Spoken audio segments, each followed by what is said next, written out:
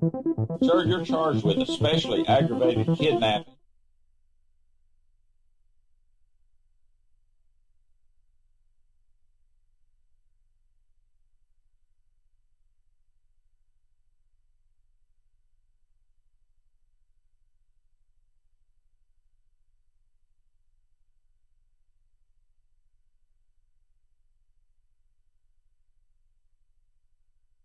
Sir, you're charged with especially aggravated kidnapping. You're also charged with aggravated assault, and you're charged with theft of a firearm worth less than $2,500. You're talking about stuff that is not relevant.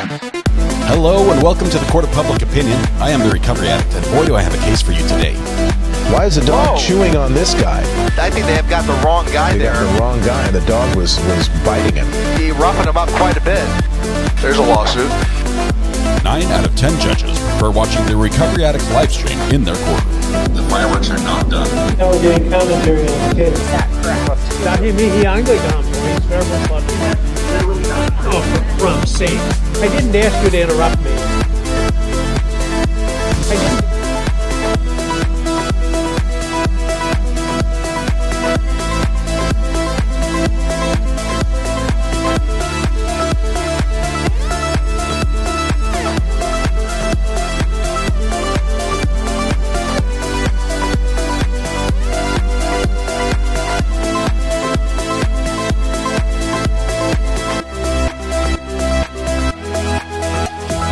All right, I'm finally ready. I'm ready. Good morning. Welcome to the Court of Public Opinion. I am the Recovery Addict. Thank you very much. I seem to be frozen on that screen, but that's okay. As long as you guys can see me, we're good to go. Good morning. Good morning. Welcome. Come on in. Big shout out to Lenovo. Let me see if I can get us both in the right place here really quickly.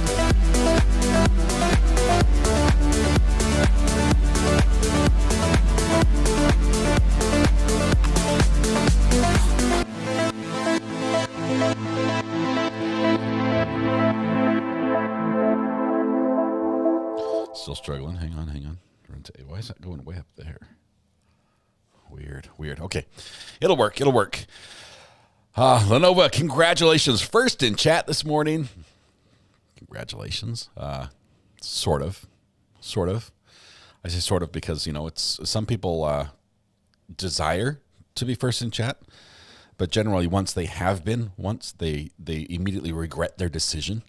I'm not sure if you will know Lenovo, because we are going to sentence you to internet ownership for the rest of the day. Well, at least until we go live again. Hopefully after lunch. But that's where we are. I'm sorry. It's going to happen. Good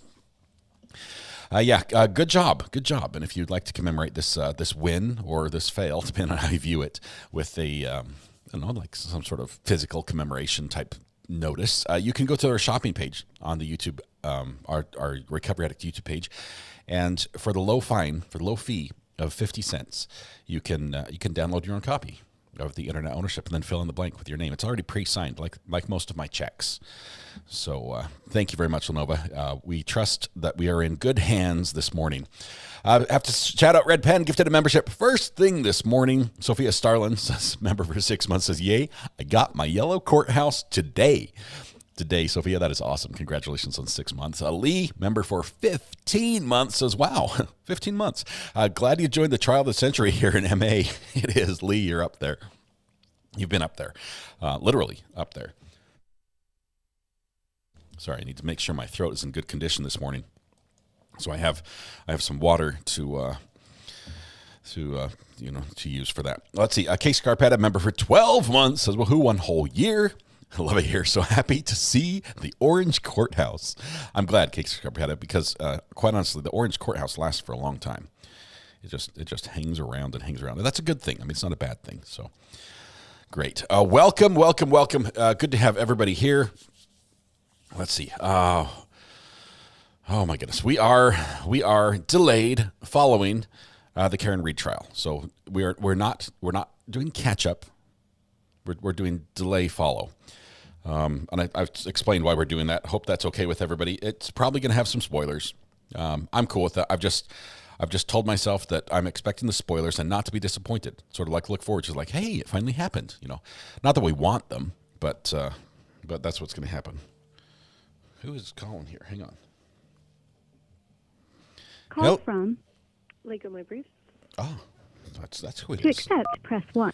Lego My Briefs. Good morning. How are you doing this morning? Good morning. I just poked over to say hello in chat, and what? What is going on? You're covering it? Oh not my live. God. Not live. We're not going to do live. We're about a week behind. I don't want to compete okay.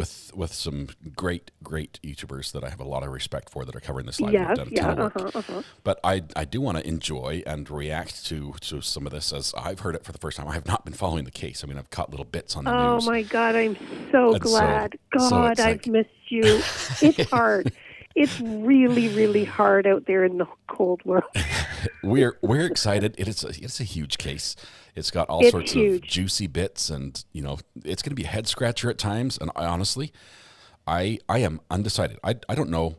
I think so far the judge has been great. I've heard some negative things. I'm like, I don't see that. Yeah, yet. just sit back, put So- your seatbelt on. Okay, just Yep. buckle up. You say. And you know what you should, I was going to say there should be a what if ever counter, but really you should do a judge sighing into the microphone counter. Guess what we have? Are you looking at your screen?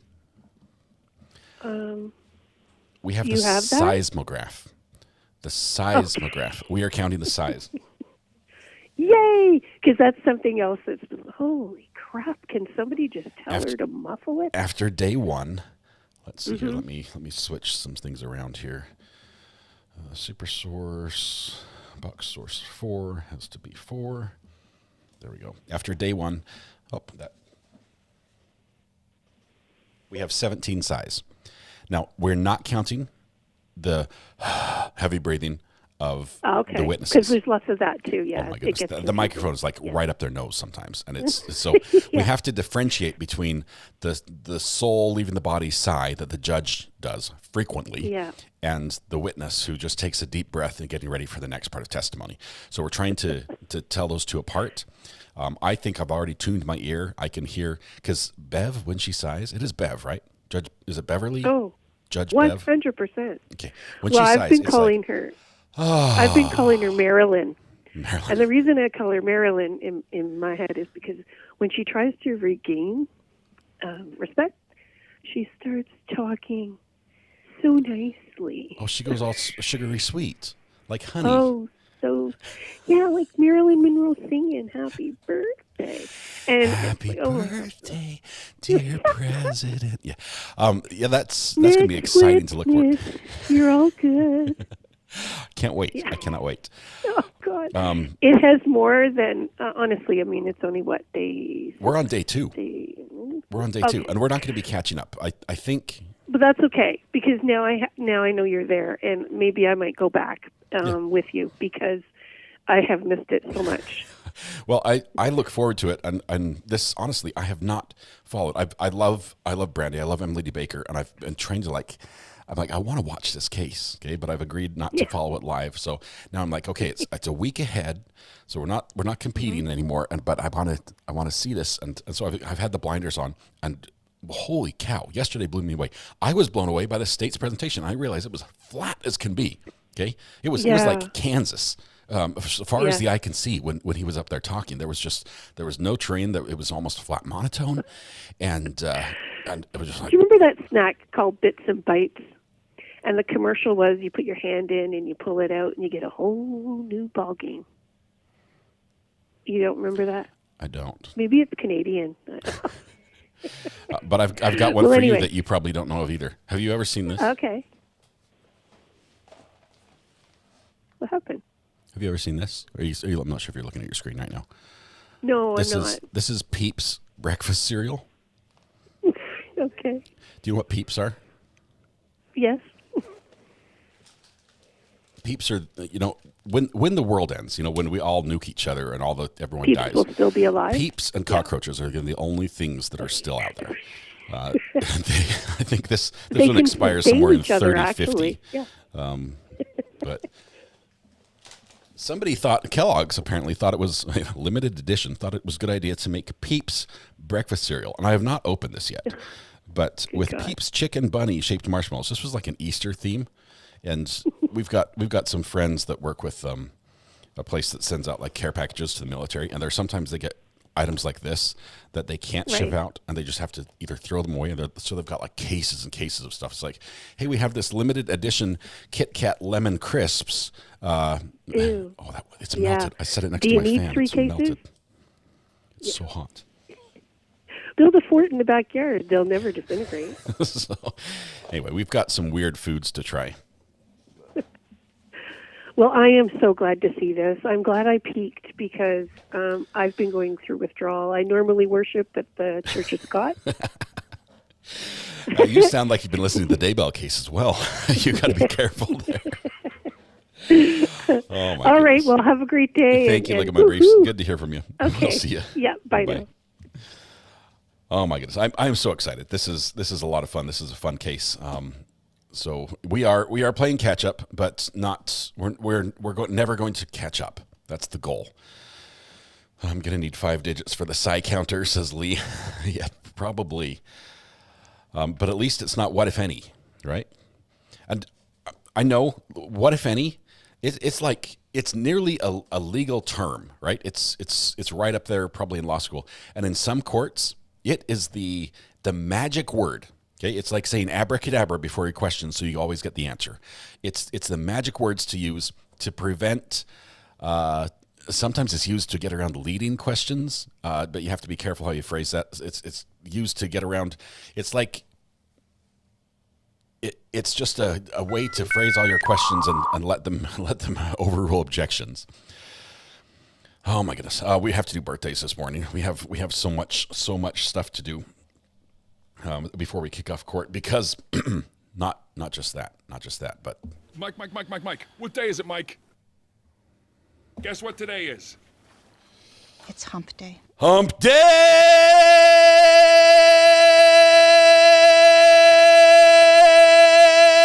Welcome to Wednesday.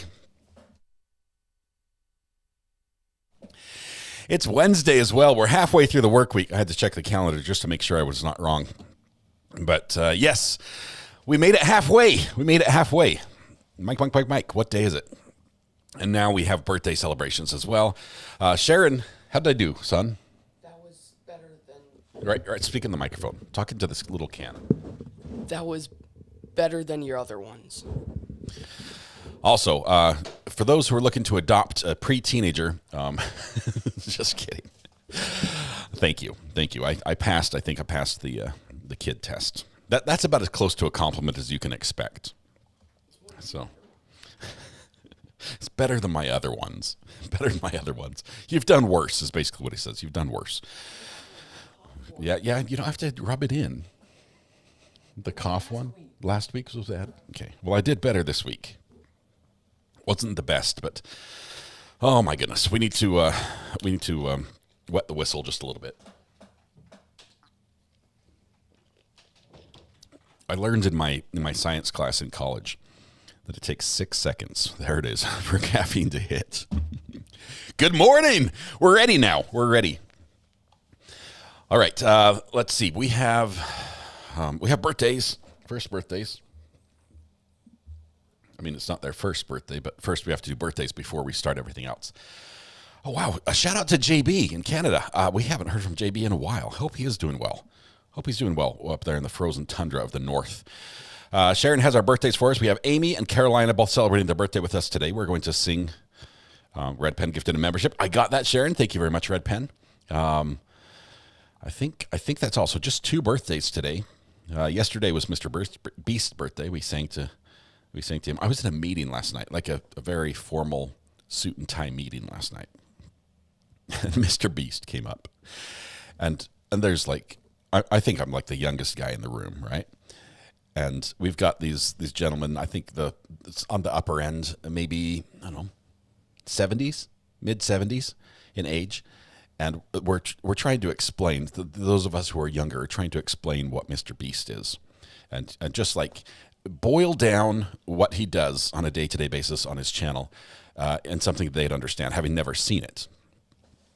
And hilarity ensued as we're trying to give examples, and they're like, he did what? Why would he? Yeah, it's just like, at the end, we're like, it's just spectacle. Imagine spectacle with the tinge of childishness blended in with like 7-year-old boys with unlimited checkbooks. That's what you get. And so that was the summation that we offered. Anyway, let's get ready and sing happy birthday so we can start up. We're not catching up, but we will, I guess. We're not ever going to catch up. This is not a race we're going to win, I think we're going to say, when you ask about, Miss Violet, when you ask about the timing of this. And I'm doing that because I've got a lot of respect for some great YouTubers who are following this, have done a lot of research and effort, and I think honestly they're worth a follow and listen to. Brandy's one of them. Just incredible work. If you haven't listened to her podcast, I'd highly recommend doing that. Even on the off days or the down days at night, listen to it. Just get caught up. It'll give you incredible insights on this. All right. So let's see. Ashley, are you here? What time is... I think I'm way early for Daybell, right? Let me refresh. Yeah, he doesn't even have his place marker up. Okay, so I'm good there. I can go live.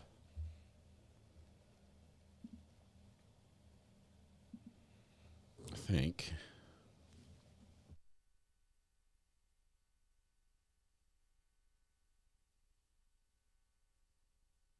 Okay, I'm ready to go live, and you guys are over there already. I just saw you, found you this morning.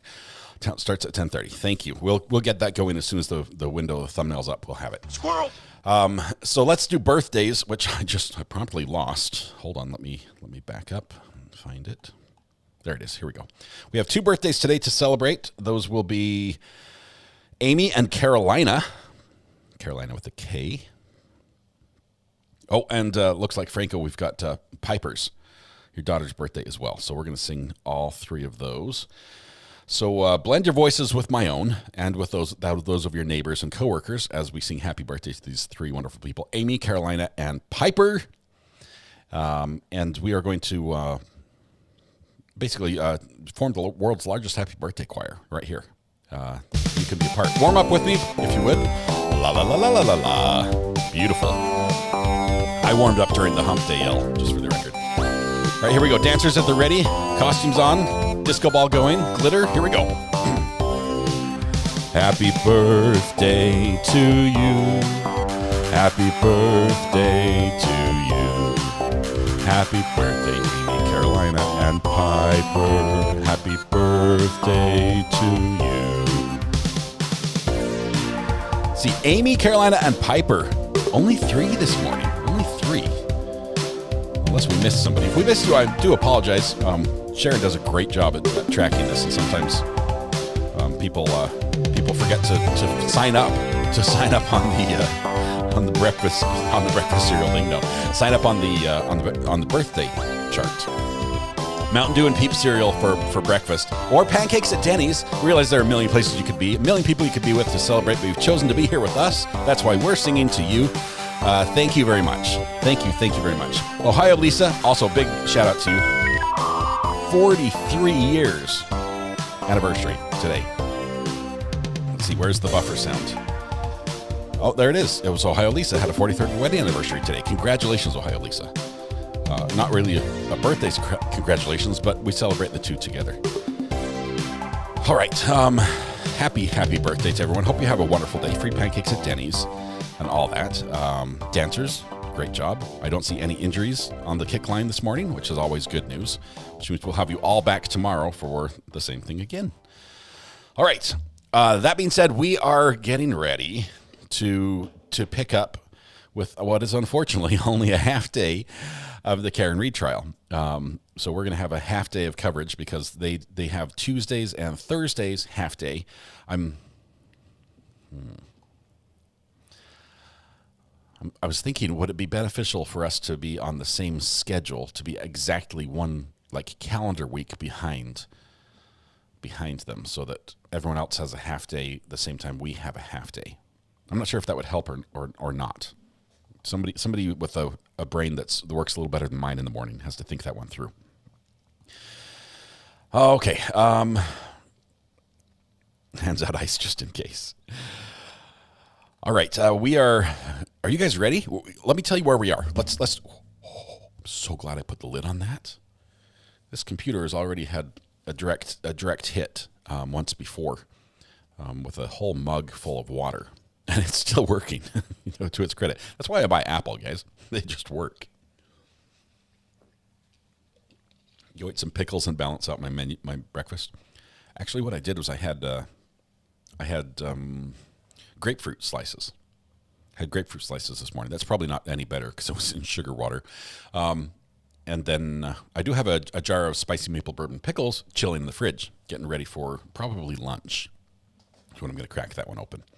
By the way, my Walmart, my local neighborhood Walmart, where I get my spicy maple bourbon pickles, not a sponsor, they completely renovated. First, like last year or so, they took out all the check stands and they made like this little serpentine maze that ends in self-checkouts, like a aisle of self-checkouts.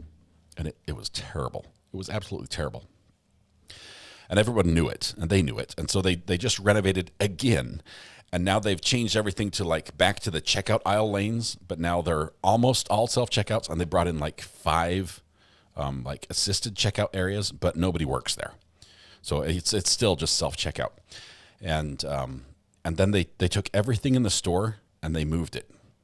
They were playing hide and seek, and they're like, where could we hide the the dip for chips, the chip dip? Oh, let's put it over where we used to sell the sandwiches, and then sell the sour cream over there, but keep that separate from the rest of the dairy, because that's going to be over on this wall. And let's see, we'll put the bread where the meat locker was, and it's just complete shuffle. And then the ice cream section, they just chopped 1/2 of the ice cream aisle off. It's gone.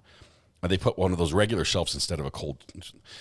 Anyway, so I don't know who at the corporate level is like, hey, I've got an idea, and push this idea through, but I cannot find anything. I just found spicy maple bourbon pickles yesterday.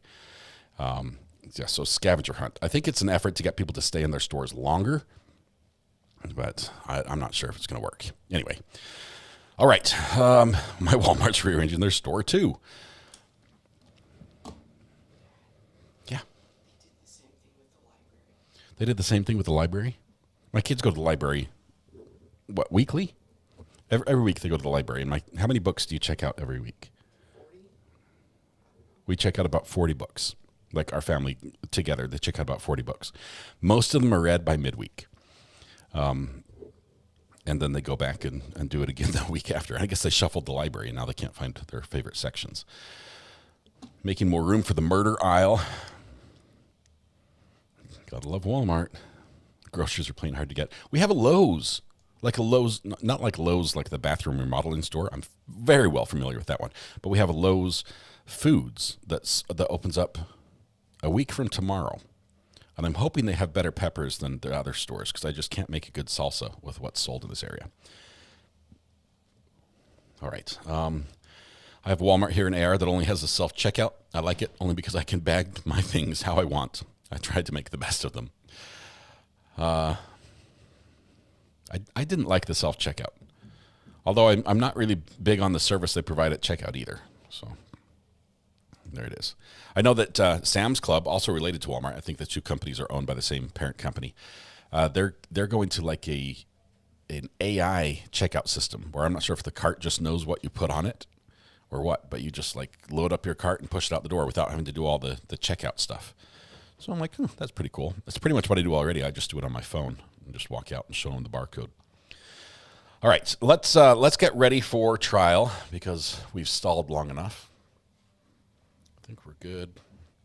So we only have 3.5 hours of this. So if there's something this afternoon that you know is going to happen, let us know. We might do some court hopping after this. So 3.5 hours this morning gets us all the way to lunchtime, and plus a little, I think. So expect a break around 12:30, 1 o'clock ish. And I was going to tell you, I got sidetracked. Sorry, I was going to tell you where we were yesterday. Yesterday was day one. We had opening statements from the state and from the defense. I think the defense, if you were to compare apples to apples, the defense won.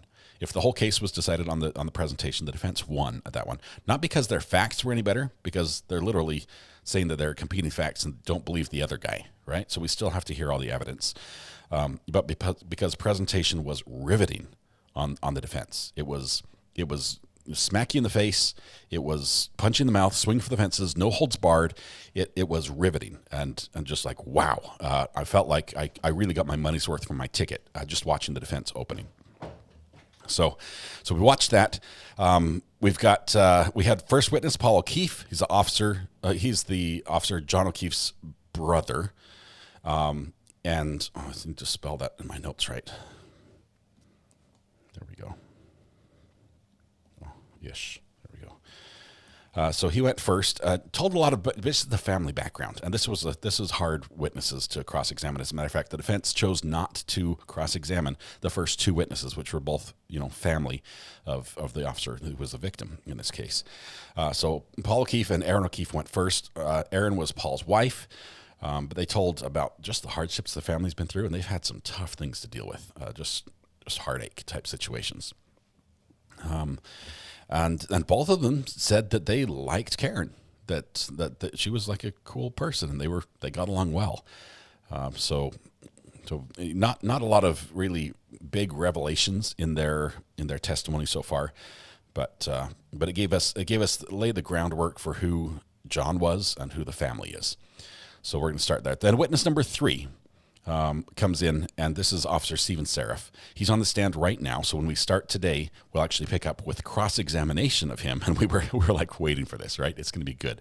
It's the first witness that the defense is cross-examining. This is the first time we get a taste of how they're going to really approach the witnesses in trial, which is going to be great.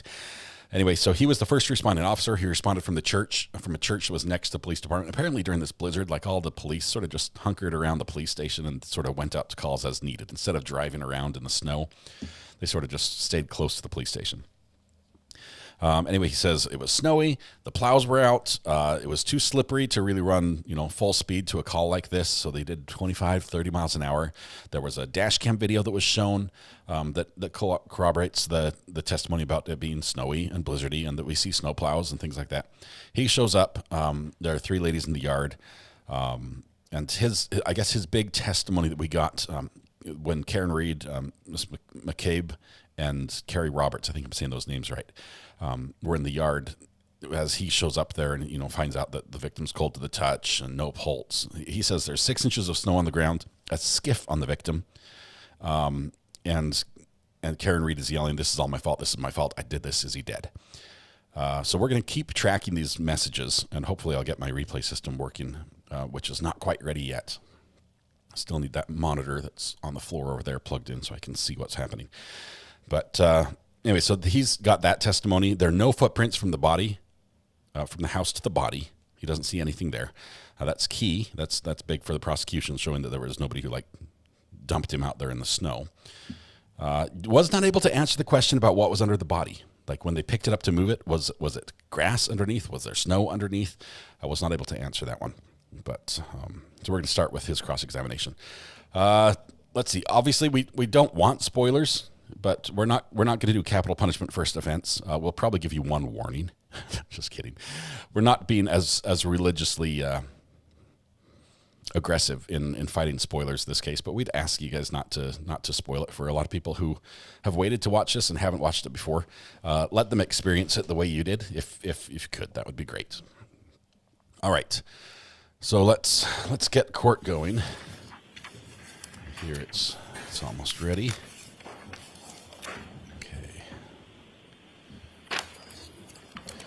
Got the seismograph at 17.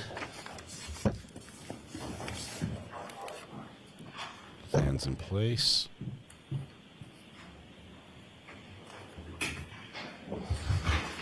I'm in place. Everything's good. And if they don't fix the audio, I will.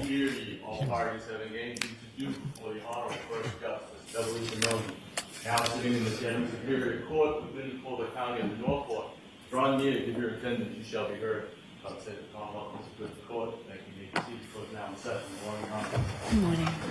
He's got a long spiel. Commonwealth versus Karen Reed, 22117. Okay. Good morning again, counsel. Good morning, Ms. Reed. Good morning, jurors. I'm going to bring it.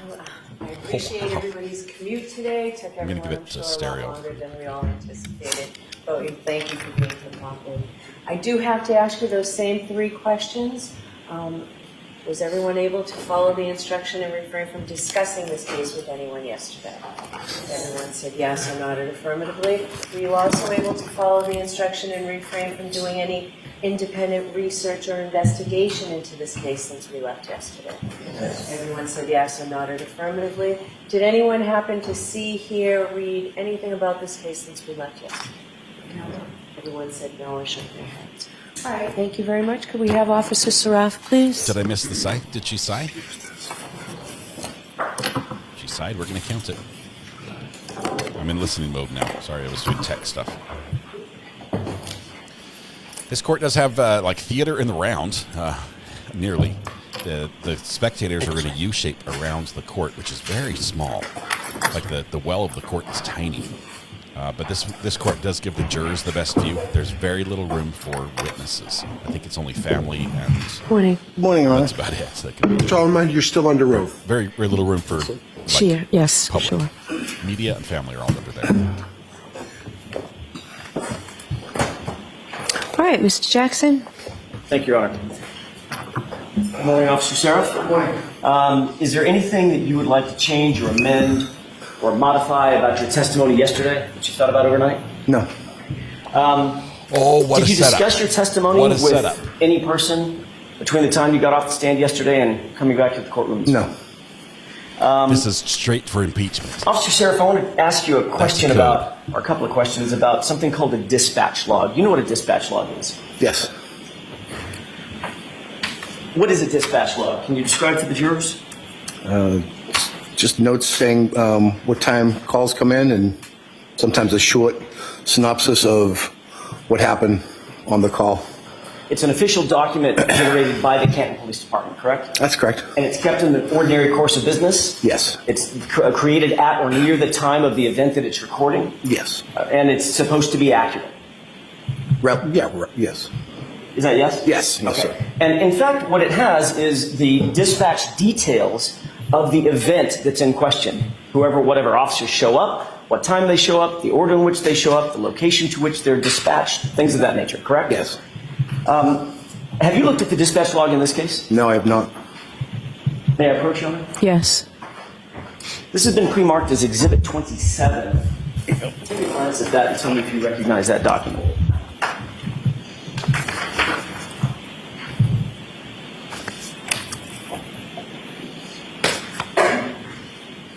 Yes, sir. How do you recognize it? It looks like the log in question. Oh, okay. So that's the dispatch log for what date? The 29th. Do you see your name somewhere on that dispatch log?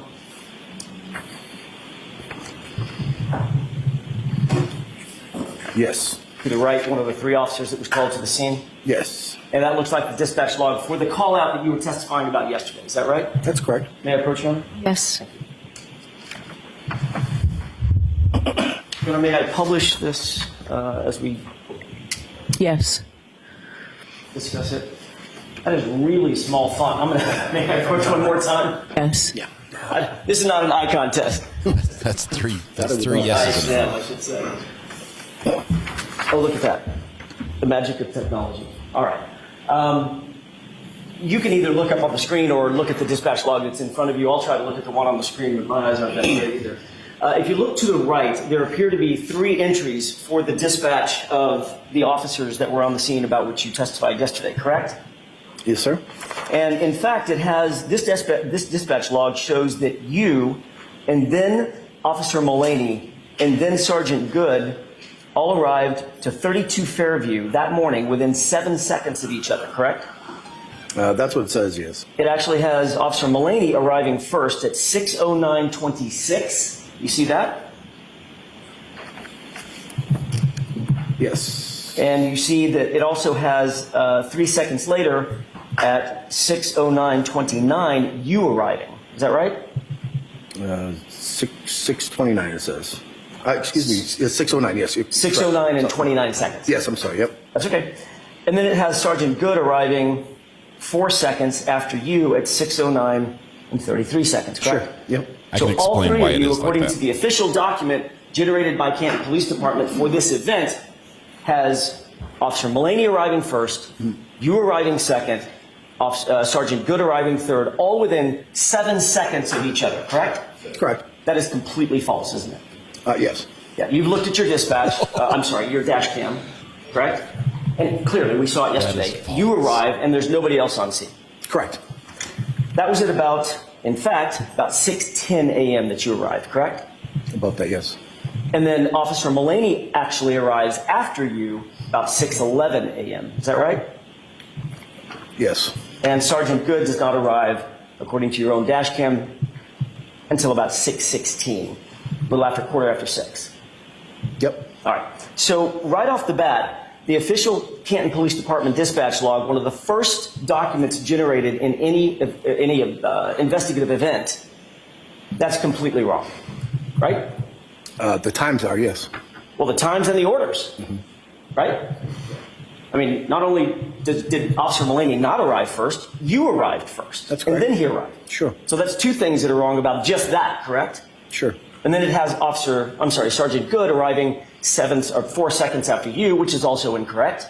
Yep. He didn't arrive until about 6 or 7 minutes after you, right? Sure. All right. Have you reviewed this document in the past? Yeah. No. You've never seen the dispatch log? No. Did you ever seek to make sure that the dispatch log that's so important and so vital in an investigation was actually accurate before it was turned over to the defense, for instance? No, I didn't. All right. But without that dispatch log, without your dash cam, we would be relying on your dispatch log to be true and accurate. Is that right? Other than what I'm saying that what happened, correct. And do you think it's accurate otherwise? Not in order, no. It's not. Not in order, no. Other than the time. order and the time that the officer's responding, is it correct in all other respects in your mind? Can you this is a rephrase? trick question. Say it one more time. Let's take away the order and the time that the officers responded. Ignore that. Is the dispatch log otherwise accurate? Yes. Take a look at the left-hand Here's where they get it. column where it's highlighted in green. What's that address? Highlighting green? On the screen, it's highlighted. I'm sorry. I didn't see anything. I don't have the document. That's okay. It says 32 Fairview. Did you arrive to 32 Fairview Road? No. You arrived to 34 Fairview Road, That's correct. Yep. So that even the location on the dispatch log is faulty. Is that right? Sure, yep.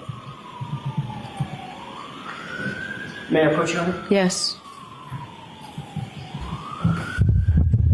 Yep.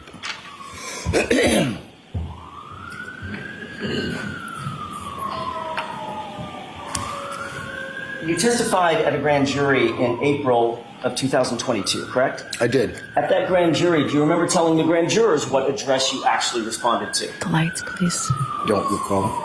Probably what I said in the grand Would it jury. refresh your recollection if you took a quick glance Sure. at a copy of your Okay, so now grand jury testimony? he's impeached the record, May I and now approach he's you? impeaching Yes. the testimony of the witness, the recollection of the witness. Which he said are the two things we could trust. Thank you. The record's wrong, and now the witness is wrong. Officer Sheriff, I've done you the favor of highlighting Great a page defense on work. page 9. Where did you indicate to the grand jurors that you actually It arrived? says 35 Fairview. I know what it says. I'm asking if it refreshes your recollection that you actually testified under oath that you responded to 35 Fairview Road. Yes. And that is incorrect as well, isn't it? Yes. May I approach you on it? Yes.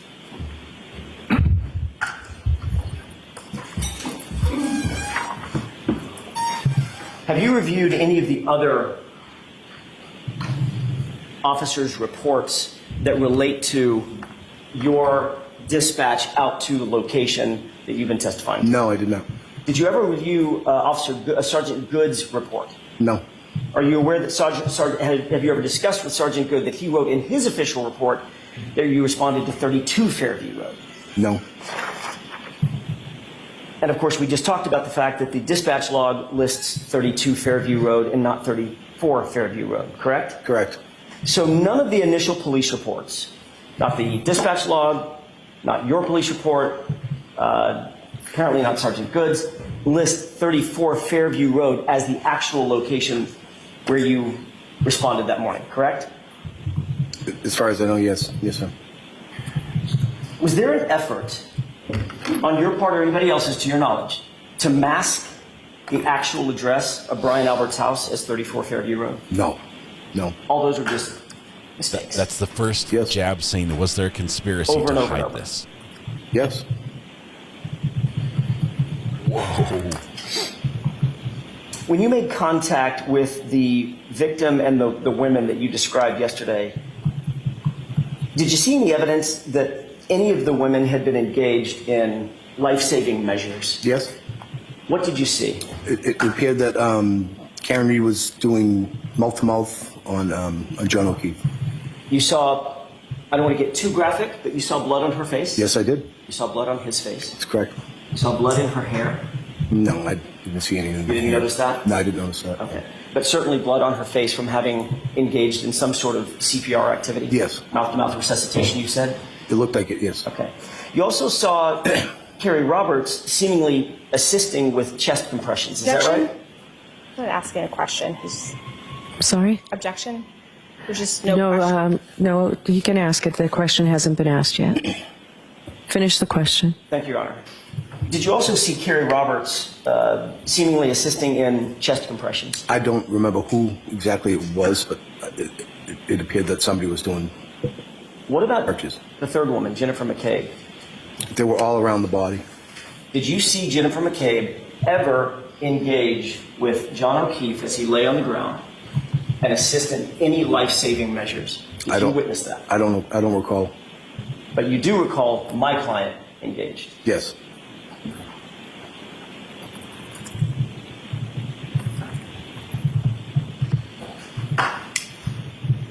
Isn't it true that Jennifer McCabe pulled you aside while my client and Carrie Roberts stayed with John O'Keefe and began engaging you in a conversation? Yes. And she was providing some sort of a narrative to you, correct? Correct. While the other two women are trying to save John O'Keefe's life, she's talking to you. For brief seconds, I would say. For brief seconds? Yes. You saw the dash cam video. Was those several minutes on the dash cam video where she's standing and having a conversation with you? Are those the brief seconds? That I don't know what time frame you're talking about, Tim. Right after you got there. Right after I got there. Correct. Did you ever see Jennifer McCabe do anything physically to help John O'Keefe? No, I didn't see anything. They're flirting with Did the Jennifer line here. McCabe offer to you during that brief Pointing seconds blame that at you Jennifer. described, this narrative that she was having, this But conversation she was having? come out saying it. Did she ever offer the fact that she was standing in front of her sister's house? No. According to Wu, Did thank she you ever so offer much. the fact that her brother-in-law, who lives in the house, is a first responder? Objection. Sustained. Were you apprised at any time while you were out there that the homeowner was a first responder? Objection. Sustained. The sigh on the sustained, the first one I'm going to count.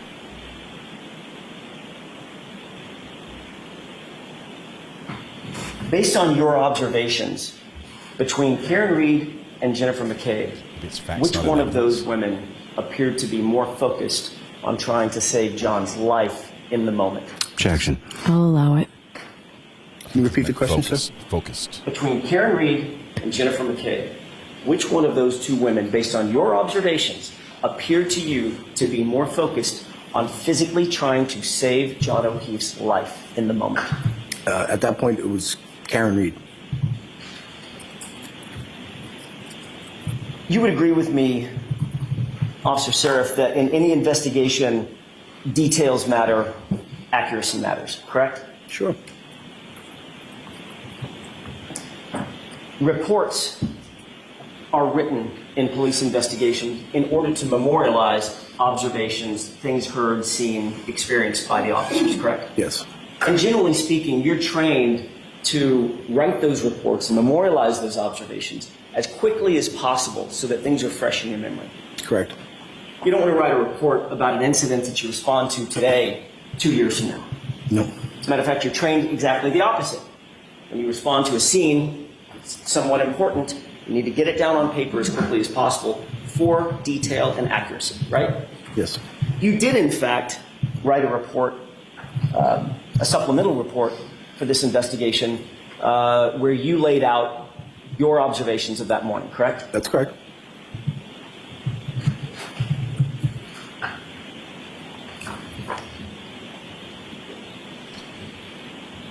Anthony, these are called incident reports, this correct? This is the second full witness for us. Well, fourth, technically.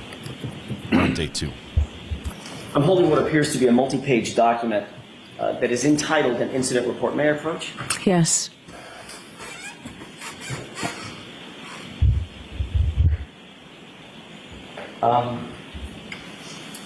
Take a look at the tab page and tell me if you recognize what's on that page.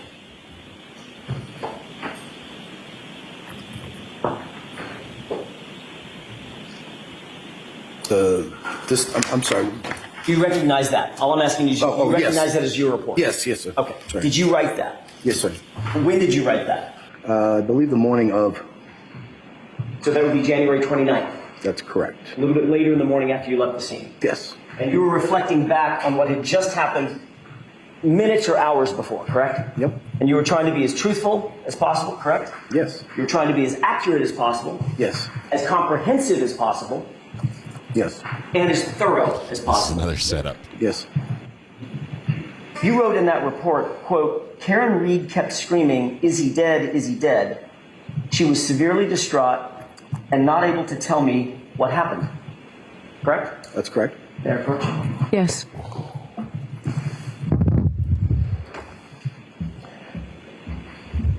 There was no limit to the amount of words that you could put on the page, correct? No. Matter of fact, there's a ton of white space.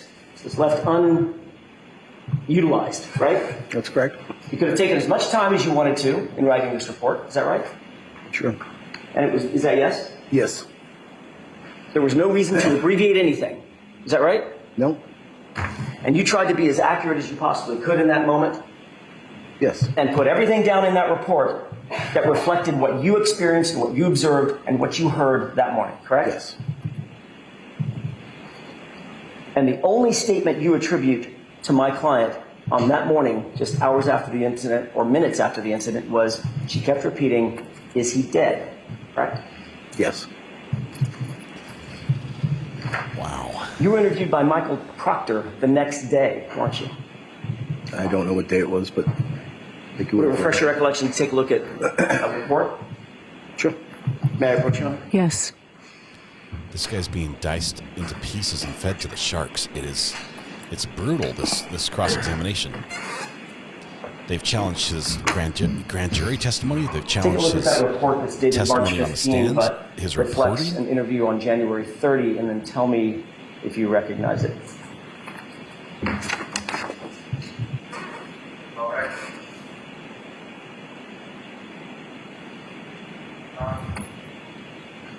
Looks like his report.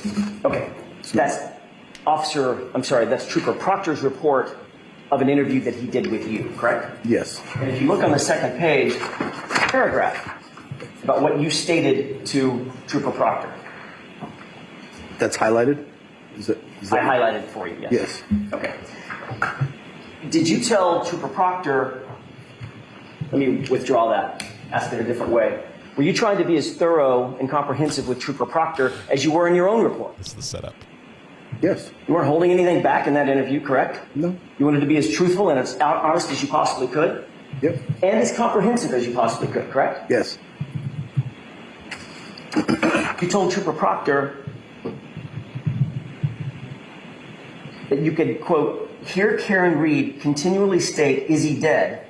as the paramedics treated the victim. Officer Seraph then seen Karen inside her friend's vehicle, correct? Correct. So the only statement you attributed to my client the day after this incident was those 3 words, "Is he dead?" that she continually repeated. Is that right? Yes. Thank you. May I approach? Yes. There's a big say.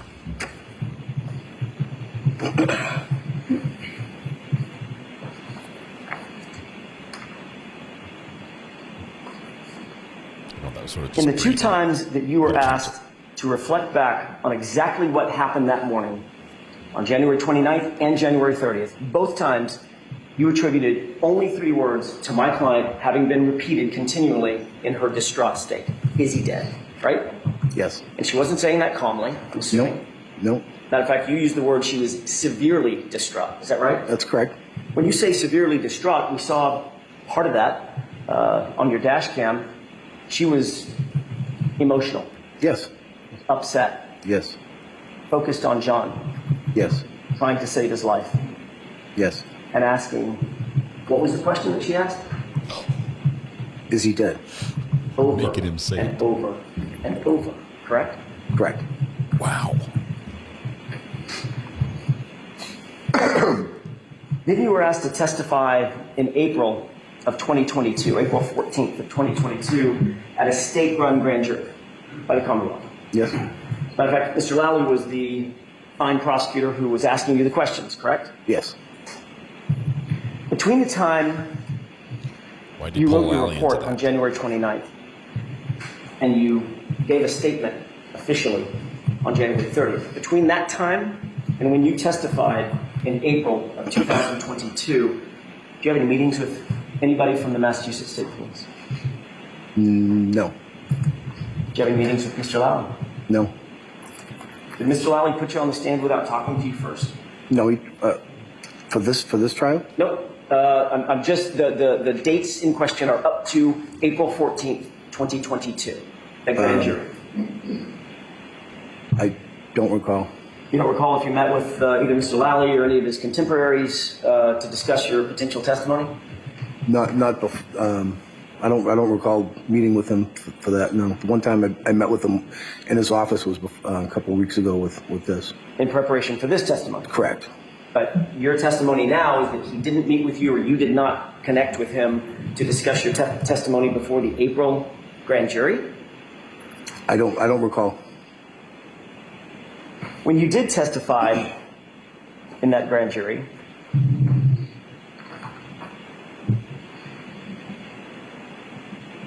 there must have been a meeting. I don't think he's fishing there. you changed your story, didn't you? No.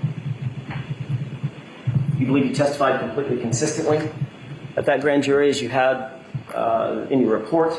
I testified for what I remember what happened, sir. I see. Was your memory better in April than it was minutes or hours after the event? Was it better? Was it better or worse?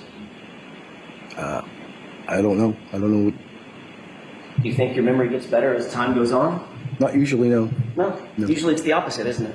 Yes. Memories get foggy, they fade. Yes. Which is why you write reports the day of the incident, if you can, correct? Yes. I love good Do you remember lawyering. what you testified to at the grand jury in April of 2022? The whole thing? No. Sorry, that was a bad question on my part. Just as it relates to statements attributed to my client. Yes.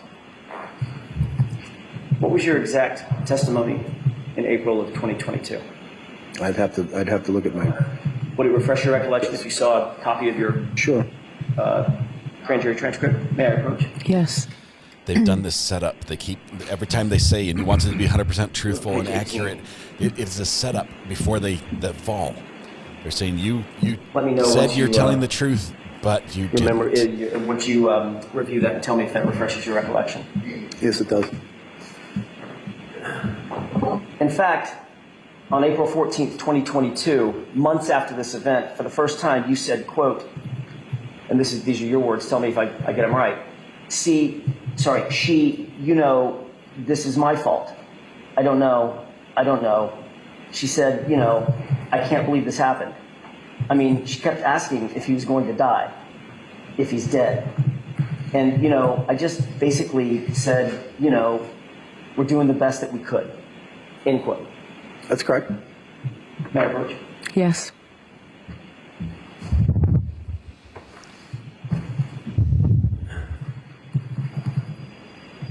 So in April of 2022, for the first time, you attributed the phrase, "This is my fault. I can't believe this happened," to my client, correct? That's correct. But nowhere in your official report did you say that. That's correct. And nowhere in your interview with Trooper Proctor the next day did you say that. That's correct. You think that was a pretty important omission on your part? It was an oversight. An oversight? Yes, sir. That a woman whom you made contact with, standing over the body of a fallen police officer, said to you, "This is my fault." Just missed that one. Yes? Yes, I missed it. Yeah, I didn't write it down. And then, of course, wow, you testified yesterday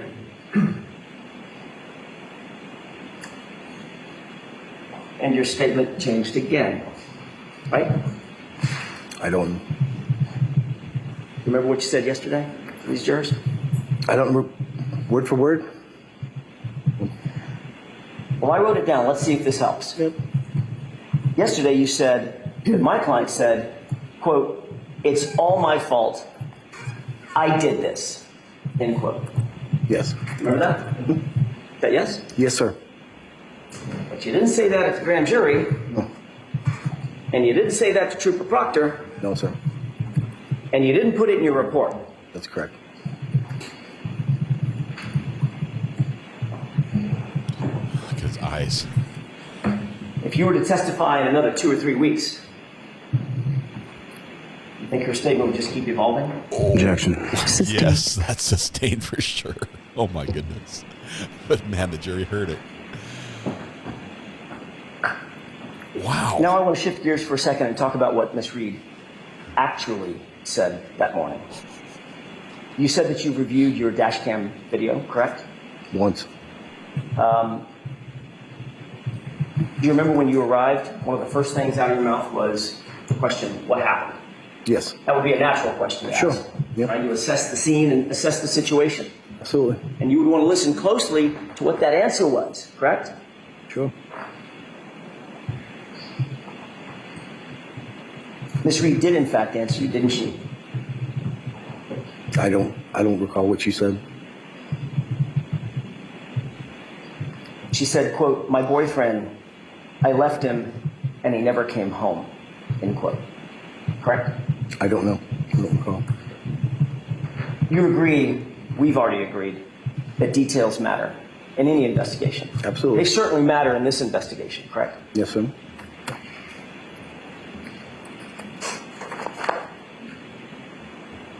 I'd like you to take a look at what's been pre-marked as Exhibit 26.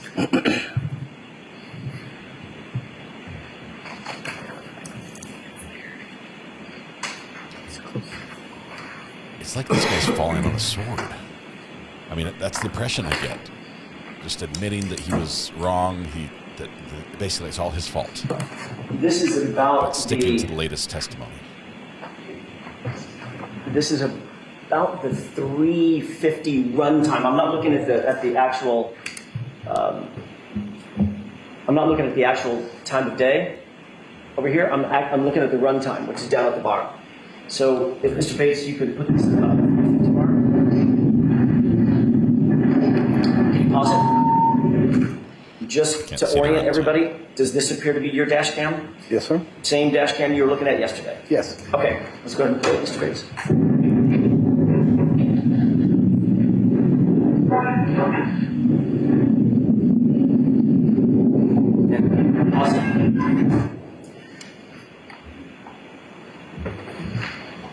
Officer Seraph, just like it's not an eye exam, it's not a hearing exam either. I'm going to do the best I can to raise the volume.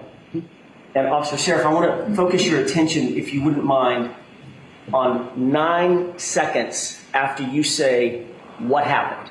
Just count in your head and listen very, very carefully to the woman's voice that responds and what she says. Go ahead.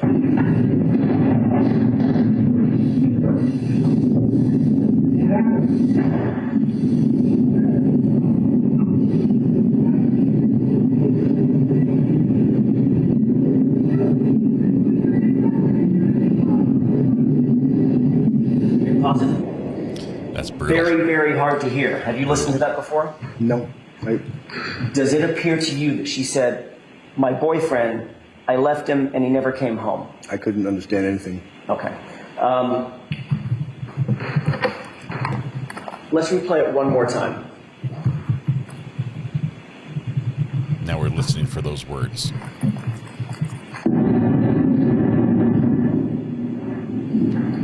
I'll turn the volume up one more time right at that moment.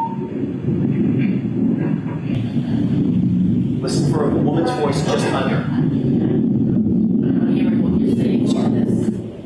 Sorry, I was asking Officer Seraph, please listen to, there's a din of noise, obviously, road noise, wind noise, etc. It's your dash cam, the audio from your dash cam. Once you close the door, listen very carefully, about 9 seconds after you say what happened, for a woman's voice, and see if you can make out what that voice says. Sure.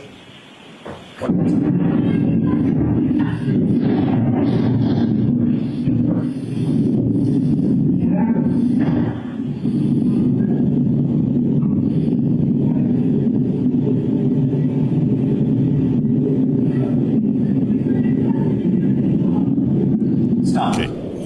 Did you hear? I left him and he never I'm going to work on that. I couldn't understand what they were saying. You couldn't understand that? No. You want to hear it one more time? No. I don't think it's No. Judge is like, no. Turn the lights on, please. Okay, I'm going to work on that because we can take the road noise out. Now, so I can filter all that out. If my client had said, my boyfriend, I left him and he never came home, would that be something that you would find important to put in your report? Objection. Sustained. Let's move to another area of the dash cam video. I want to keep playing it at the 28-minute mark, 28-minute and 20-second mark or so. So can I see counsel at sidebar for just a minute, please? Okay, judges, I'm sensing some frustration in the judge's voice because this is a sidebar that she has called. This is not an objection. She didn't like it being played over and over. The last time, I only heard the last time they played it. I could tell where the voice was. And the fact is that her voice is much higher in frequency than the road noise. So I can get rid of most of that road and wind noise, and we'll play with that. But it's going to take some work, and it takes some machine to use it. I'm not sure which one I'm going to run it on. Let's probably want to run it through Final Cut. I'm more comfortable with doing that than Resolve. But let me do some work on that. I'm not sure how soon I'll be able to have it ready, but we'll get that tuned up and filtered as best we can. I'm going to be billing $10,000 for this. Yes, and big in the pixels, the audio pixels. That's what we're doing. Wow, impressions so far. First of all, this is from the moment he got up. The defense has been focused on impeachment, not really getting more testimony from this witness, but on impeachment. And they've been brutal and ruthless, and leading the witness down the trap every single time, over and over. And okay, we need the audio back. Do you recognize your dash cam video being on the left of the screen? Yes, sir. Okay. Have you looked at Sergeant Good's dash cam video, which is squared up on the right side of the screen? No. You've never seen it? No. Okay. Does it appear to you that these are two different perspectives of the same scene? In other words, you see the car or the SUV on the left side of the screen right here, correct? Yes, sir. You see that same SUV right there, correct? Yes, sir. Okay. Does that appear to be two different perspectives, two different angles? Yes. Of basically the same thing? Yes. Okay. I want to draw your attention to the individuals to the left of the SUV right here. There's a person wearing a hood with fur on it. Is that Kerry Roberts, to your memory? I don't know. Okay. There appears to be another person with a darker jacket standing just in front of that person with the hood and fur. You see that person? That side. Yes. Okay. I'm going to ask you to focus on the person in the darker jacket. Sure. I believe, and the only reason I'm asking you to focus at this point is because I want to try to play this just once and see if you recognize what's depicted in the video. Sure. What I expect you may see Play it just is once. this The judge person probably said he move can only play it once. out of sight behind the SUV, and then in the background, there's an SUV parked in the driveway. Pay special attention to that portion of the SUV and see if you see that person in the dark jacket pass from right to left in front of that SUV as if they're going to the house. Let's go ahead and play it.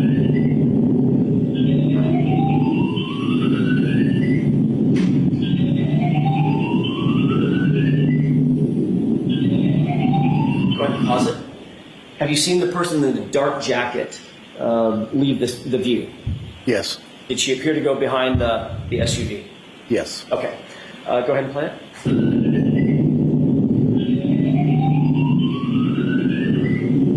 Go ahead and stop track. And now I'm going to ask to draw your attention to that car with snow on it. Pay special attention to that car as the film continues to run. Go ahead.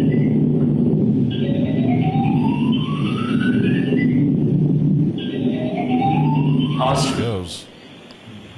Do you see a person standing in front of the car? It appears to be a person, yes. Walking from right to left? Yes. Would that be toward the house? Yes, it would be. Okay. And also, if you wouldn't mind switching your perspective, now you're looking more at the front of the house. Continue watching the film and see if you see that same person walking toward the house.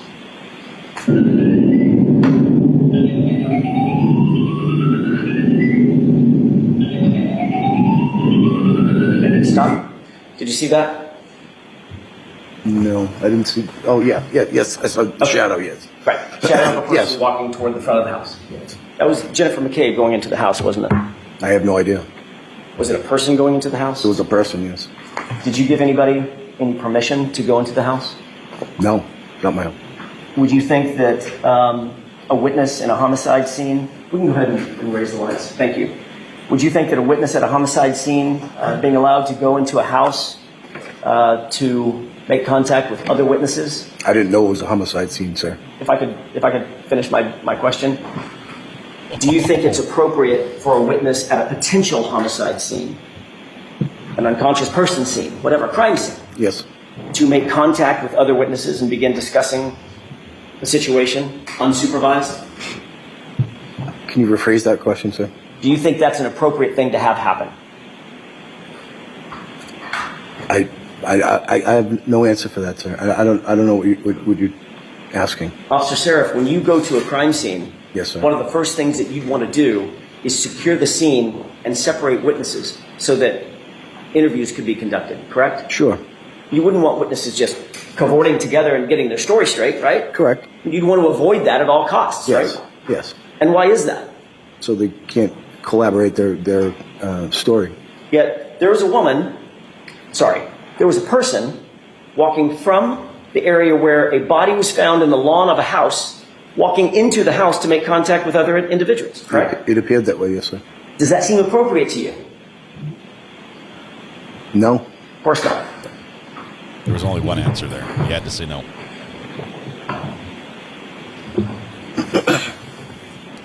We've talked a bit about what you did and didn't hear at the scene from my client.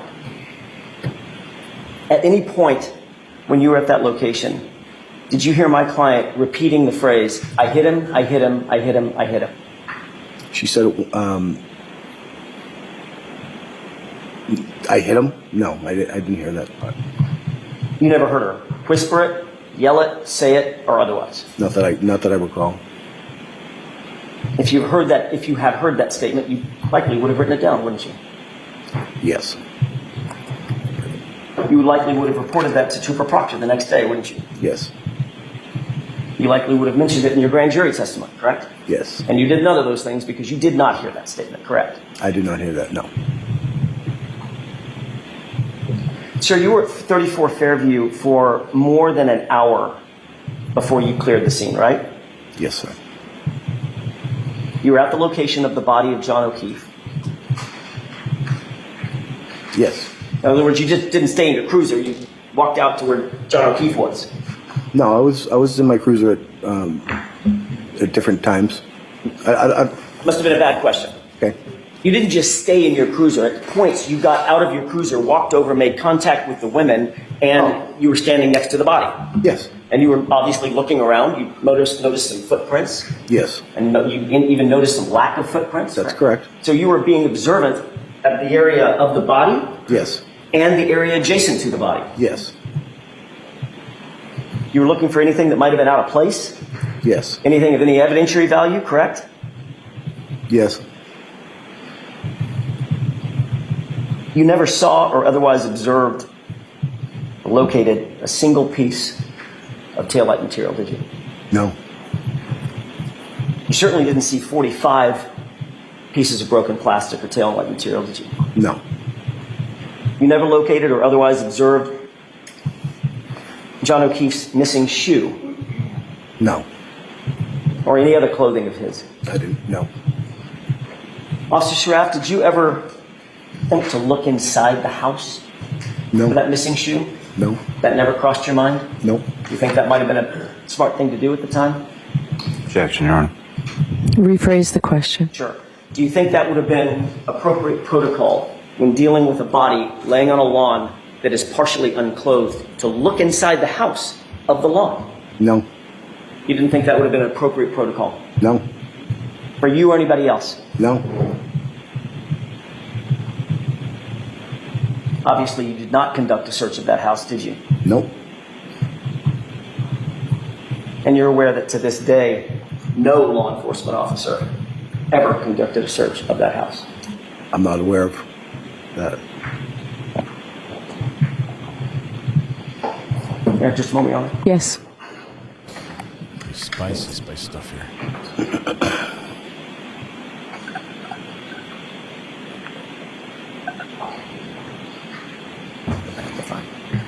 No further questions, Your Honor. Thank you. Anything, Mr. Lally? Briefly, Your Honor. Okay.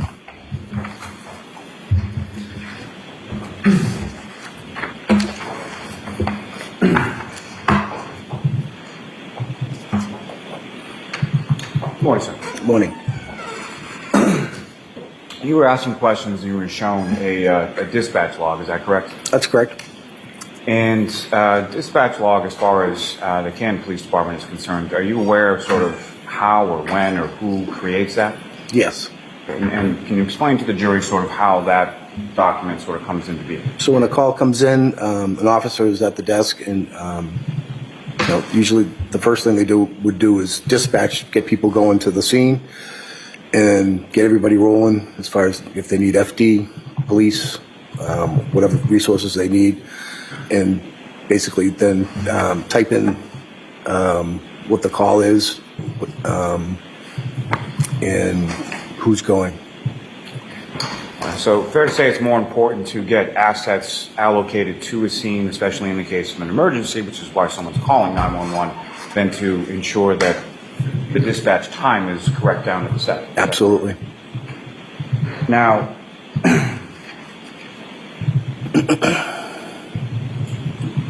you were asked some questions about different things that you heard the defendant say, correct? That's correct. And you were shown specifically some grand jury testimony from April of 2022 in which you indicated during that testimony that the defendant stated, "This is my fault." Yes. And is that based on your memory of what she said? Yes. And you also testified yesterday along those same lines, correct? Correct. What you testified to before this jury, as far as your memory, is that accurate as to what happened on that scene, January 29th, 2022? Yes. Now, prior to this call, did you know Kerry Roberts? No. Did you know Karen Reed? No. Did you know John O'Keefe? No. Did you know Jennifer McCabe? No.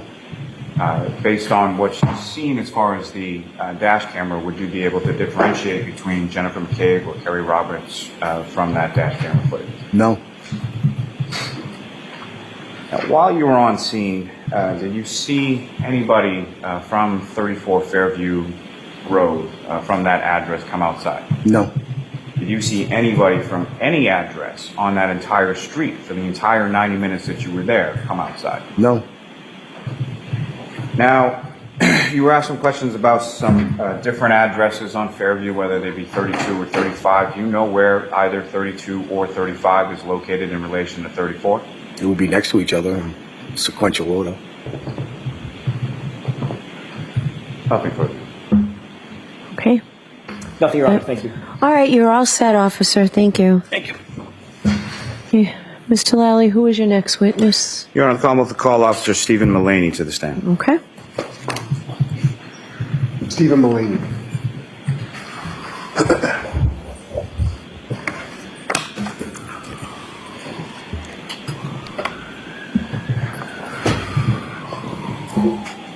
We're working on the audio here.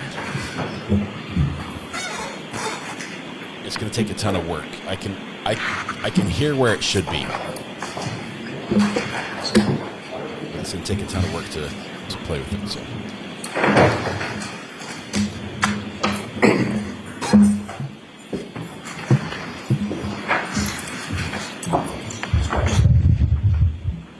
Standing and face the clerk. Raise your right hand. Do you solemnly swear the evidence you give in the court and jury in the case now and hearing should be truth, the whole truth, and nothing but the truth, so help you God? Yes. Okay. You can stand or sit, sir, whatever is more comfortable. Just make sure you speak into the microphone, please. Okay, whenever you're ready, Mr. Lally. Thank you. Morning, sir. Morning. Could you please state your name and spell your last name for the Stephen Mullaney, Mullaney. And how are you employed, sir? I am employed by the Canton Police Department as a patrolman. And how long have you been a patrolman for the Canton Police? Since July 2020 and a full-time officer since August 2021. And if I could call your attention to the evening of January 28th, 2022 into the morning of January 29th, 2022. Were you working on that occasion? Yes, I was working the 11:45 p.m. to 7:45 a.m. patrol shift. And were you dispatched to a call shortly after 6 a.m. on the 29th? Yes, I was. And where were you dispatched to, and what was that in regards? 34 Fairview Road for a unresponsive party. Now, if I could turn back just for a second, as far as when you're assigned as far as a patrolman with the Canton Police, are there different sort of geographic sectors within the town to which you're assigned? Yep, I was assigned to the east sector. And is Fairview Road within that east sector? It's the west sector. So you were assigned to the east sector, but dispatched to a call in the west sector, is that correct? Correct. Okay, do you know why that was? Yes, east. The east sector backs up the west sector.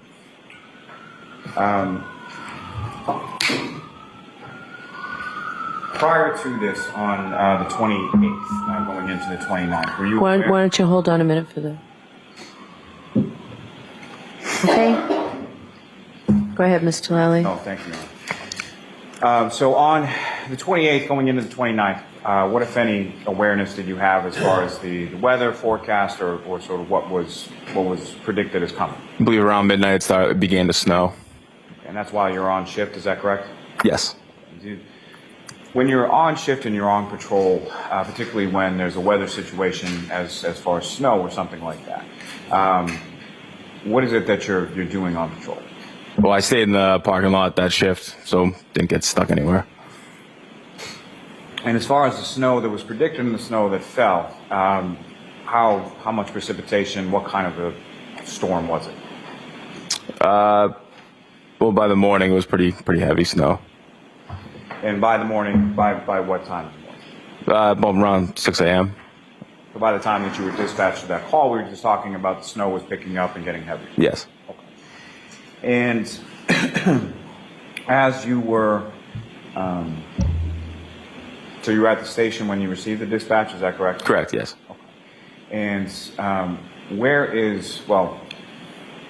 about how far away is Fairview Road from where you were at the station? 1.5 miles, 2 miles. And can you describe to the jury sort of the route that you took going from the station to Fairview Road that morning? I took a right onto Washington Street from the station, and then I took a right onto Dedham Street from Washington Street, a left onto Cedar Crest from Dedham, and then a left onto Fairview Road from Cedar Crest. And so Fairview Road runs sort of between two other more major roads in Canton, fair to say? Yes. And you mentioned Cedar Crest, is that correct? Yes. And Cedar Crest is off of Dedham? Correct. And so what is the other sort of major road on the other sort of intersecting side of Fairview Road? Chapman Street. So when you're coming from Cedar Crest onto Fairview, about how far into Fairview is 34? 2 houses down on the right. So the house would have been on your right, is that correct? Correct. And in addition to yourself, who, if anyone else from your department was dispatched to this call as well? Officer Saraf. And who, if anyone, arrived first? Officer Saraf had arrived prior to my arrival. And Officer Saraf, as far as which direction was his cruiser facing? The same as yours, directly at yours, or something else? I don't recall. You recall seeing Officer Saraf during your en route time sort of between the station and arriving on the scene? I do not know. Now, as far as when you're driving from the station to the scene, what, if anything, do you recall about sort of the road conditions, visibility, anything like that? Visibility was difficult. I don't exactly recall how far you could see, but it was definitely coming down. And at this point in time, on January 29th, just after 6 a.m., what are sort of the lighting conditions? Has the sun come up yet? Is it dark out, or what's going on? It was still dark out. Okay, we're going to pause for just a second. I'm going to turn that off so you don't have an echo. I'm going to hear, this is terrible audio, and I've just barely scratched the surface on this, but I want you to hear, we're just listening to the audio that we listened to over and over. The boyfriend, I left him and he didn't come home part, and all I've done here is I've run a little bit of voice isolation and run it through some equalizers to get rid of some of the road noise. It's still lay bad audio, but I want you to listen to this a couple times. Ready? You hear the voice? Boyfriend, when I left him, he didn't come home. So I'll play it one more time without me talking. Do you guys hear that? So I can do more a little bit later, but that's what we were listening for. I took all the rest of it out. So let's jump back into testimony right now as we continue. I'm hearing it. What I'm saying is I'm hearing, or at least something very similar to what the state says. It works. The syllables line up properly. The didn't come home part, that seems to be something that I can hear.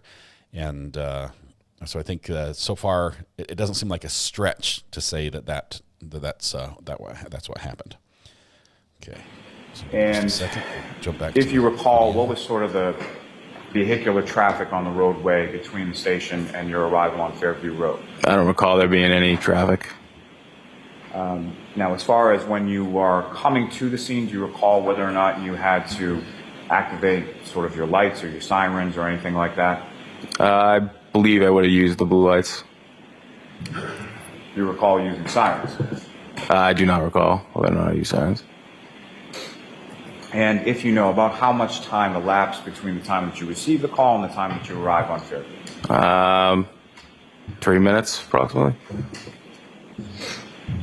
And when you arrive there, what, if anything, is sort of the first thing that you see? I saw Officer Saraf towards like the front lawn, kind of surrounding the victim. There's a couple other people as well. And the fire department was on arrival right about the same time.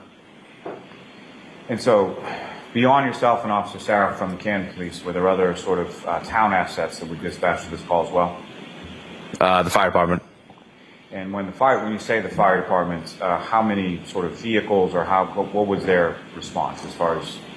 I believe they had a fire engine and ambulance. And do you recall if the fire engine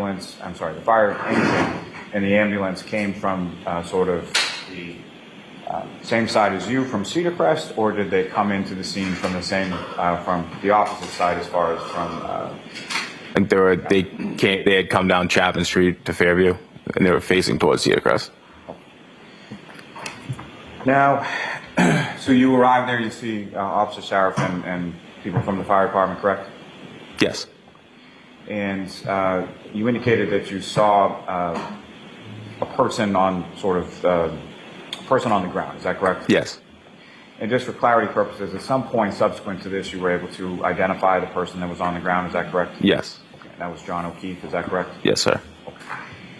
And where the other people that you indicated were there, where were they in relation to John O'Keefe?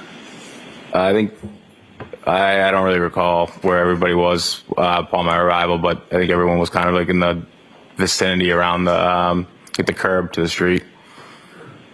Now, as far as when you're first arriving, you're pulling up to the scene, were you able to see Mr. O'Keefe on the ground at that point, or did? I saw people around him, but I had to get closer before I saw the victim on the ground. And so the other people that you saw around him, were they kneeling down, standing up, or something else? I believe Officer Saraf was still standing up. I don't recall anyone else. And so fair to say you saw Officer Saraf standing up near Mr. O'Keefe before you actually saw Mr. O'Keefe, correct? Yes, yes. Now, this particular area where you saw Officer Saraf standing up and Mr. O'Keefe or Officer O'Keefe on the ground, what, if any, sort of additional ambient lighting did you observe in that area? Was there any street lights or anything like that around there? Not that I recall. Now, in addition to Officer Saraf, at some point did you encounter some other individuals or civilian people on scene? Yep, Miss Jen McCabe. And in addition to Miss McCabe, were there any other female parties there as well? Yeah, Carrie Roberts. And in addition to Miss Roberts, was there any other female parties there? Yes, Miss Reed. And just to be clear, do you see Miss Reed in the courtroom today? Yes. Okay. And could you identify as to where she's seated or an article of clothing she's wearing? Black dress. That's a record reflect identification of the defendant. Yes. Now, prior to this call, did you have any prior sort of familiarity with Karen Reed? No. Okay. With John O'Keefe? No. With Jennifer McCabe? No. With Carrie Roberts? No. And when you arrive and you make those sort of initial observations, where is it that you go? What, if anything, do you do? The fire department began their life-saving measures, and at one point we were able to get him onto the stretcher, or onto a backboard, I believe it's called, and then onto a stretcher. And what, if any, involvement did you have with that? I assisted the fire department in placing him on the backboard and then helping get him onto the stretcher. Now, as far as you mentioned that the where you came and located Mr. O'Keefe, do you recall sort of what position his body was in when you first observed him? He was lying face up, as was back on the ground. And do you recall where he was in relation to the roadway, if you could tell? Yeah, he was on the front lawn. So, I didn't know exactly where the curb was, but I would think about, approximately 10 feet from the curb. And so you mentioned that you couldn't tell exactly where the curb was. Why is that? There was snow on the ground. So the snow sort of covered the curb at that time that you're there, is that correct? Yes. But you approximate it was about 10 feet into the lawn. Yeah. And the snow on the ground that you observed at that time when you first arrived, about how much snow had accumulated on the ground? I'd say at that point approximately 6 inches. And what, if any, snow did you observe on any part of Mr. O'Keefe's body when you first saw him? There was really no snow, but you could tell that he had been in the conditions. It was almost as if it was like water, kind of like frozen on kind of was to his face. And did you make any observations, or what, if any, observations did you make beyond his face as far as sort of the rest of his body? I don't recall really any other observations. Do you recall how he was dressed? I do not. Do you recall what, if any, snow was on any other part of his body? I do not. Now, as far as Mr. O'Keefe was concerned, what, if any, observations did you make as far as any injuries to Mr. O'Keefe at that initial time? I did not recall any injuries.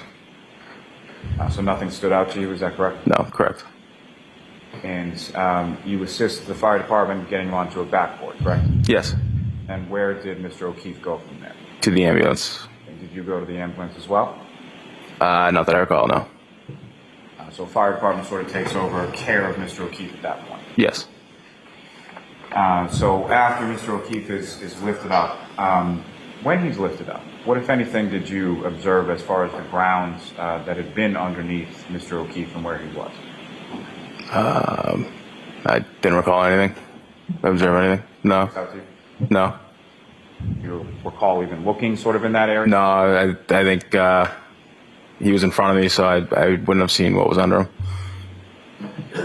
And so after Mr. O'Keefe is taken by members of the fire department over to the ambulance, what is it that you did? Officer Saraf, at that point we were trying to identify the victim, so I spoke to Ms. McCabe. And without sort of anything that Ms. McCabe told you, about how long period of time did you talk to Ms. McCabe gathering information? Approximately 2 minutes. And who, if anyone else, did you speak with attempting to gather information regarding Mr. O'Keefe? Ms. McCabe's the only one I recall speaking to. Now, as far as the defendant, Ms. Reed, what, if anything, do you recall her sort of doing as you're on scene and as you're going about what you're trying to do? She was screaming, "Is that my boyfriend? Is he dead?" Okay. And when you say screaming in a fairly loud voice, correct? Very, very loud, yes.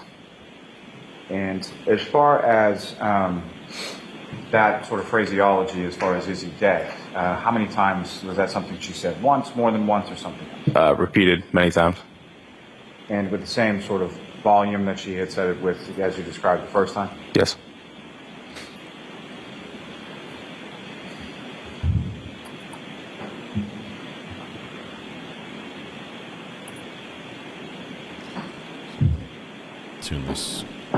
Tune this up a little bit, guys. Hang on. And as far as, if you know, about how long was the ambulance on scene before it left to go to the hospital? 10 minutes, approximately. Do you know what hospital it went to? Good Samaritan. And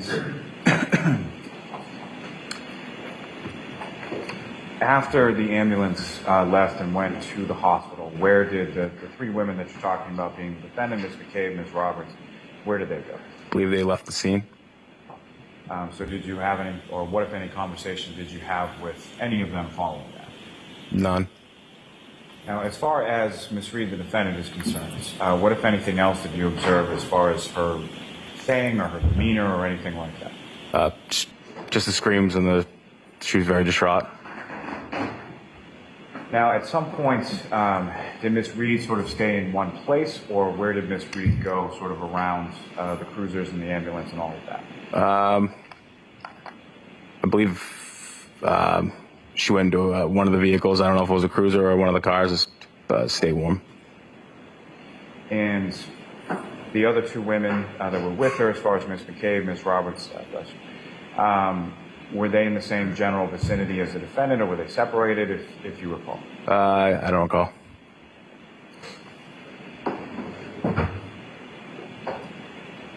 Now, at some point after they had left the scene, what, if anything, were you advised by your dispatch in regard to Ms. Reed? We were dispatched that, or Cat Control had advised us that she's making suicidal statements. And so based on that, what, if anything, did you or the other officers that you were on scene with do at that point? I don't recall exactly who, but someone had called Ms. Roberts to have Ms. Reed come back to the scene, and we Section 12 there. And so about how much time elapsed between the time that you learned that from dispatch and the time that Ms. Reed arrives back on scene with Ms. Roberts? 5 minutes, approximately. Now, you mentioned that there may have been other officers on scene, correct? Yes. So in addition to yourself and Officer Saraf, who, if anyone else from your department, arrived on scene while you were there? Sergeant Good arrived, Sergeant Link at the time, and Lieutenant Gallagher. And when was that in relation to when yourself and Officer Saraf arrived on scene? Sergeant Good was there shortly after, and then Sergeant Link shortly after him, and then Lieutenant Gallagher after that. And in total, as far as sort of the earliest to the longest, about how long was it until Lieutenant Gallagher arrived on scene? I would say less than 45 minutes. And in total, how long was it that you were on scene that morning? 90 minutes to 2 hours. And during the course of time that you were on scene, at some point did the sun come up? Yes. And during the time that you were on scene, as far as the conditions, and let me ask just a little bit more about that. So you indicated something about snow being on the ground and not being able to see the curb, correct? Yes. What, if any, sort of other things in addition to that, from a weather perspective? What was the temperature out at that time? It was very cold. It was cold.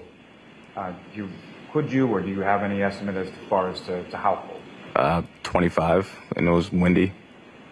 And when you say windy, could you expound upon that as far as like what kind of wind? Are we talking constant wind, gusts, or something else? I would say gust to constant. And fairly strong winds, light winds, what kind of? Not necessarily strong, light winds, but it was definitely windy. And during that sort of total time, about 90 minutes or so that you were on scene, was the weather consistent throughout that entire period that you were on scene? That I recall, yes. Now, in the area where you first observed Mr. O'Keefe's body on the lawn, after his body was removed by the fire department, what, if anything, did you observe sort of in that general area? Nothing.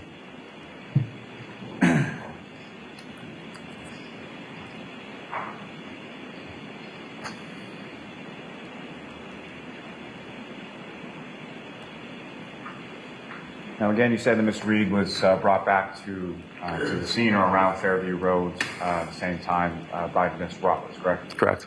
Do you know where she went from there? She was transported to Good Samaritan. Different ambulance than had taken Mr. O'Keefe? Correct, different ambulance, yep.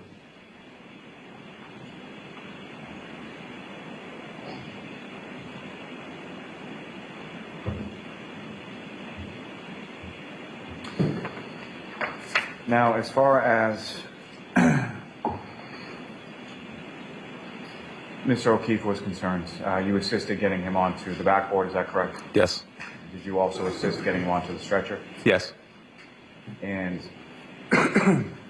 beyond sort of the visual observations that you made, did you have occasion to, in that process, have any sort of tactile observations? Did you come into contact with Mr. O'Keefe's body at any point?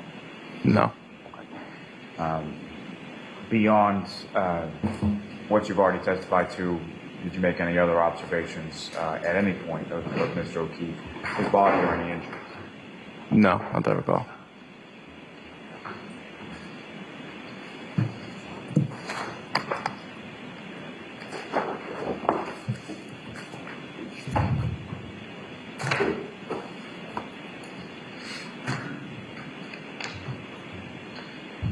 Sir, I'm going to direct your attention up to the screen over here. Ms. Gilman, if you could just put up Exhibit 25 and just sort of pause it as soon as it comes up.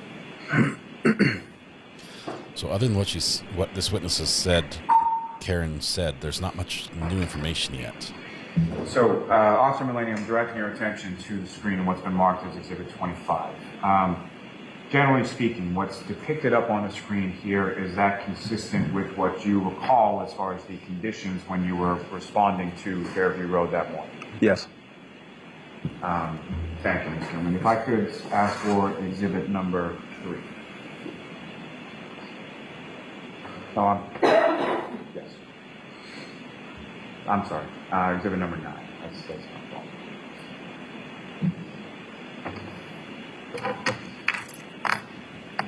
And Officer Mulaney, directing your attention to what's up on the screen has been previously marked as exhibit number 9. Do you recognize what's depicted in that photograph? Yes. Okay. What do you recognize it to be? That's 34, Fairview.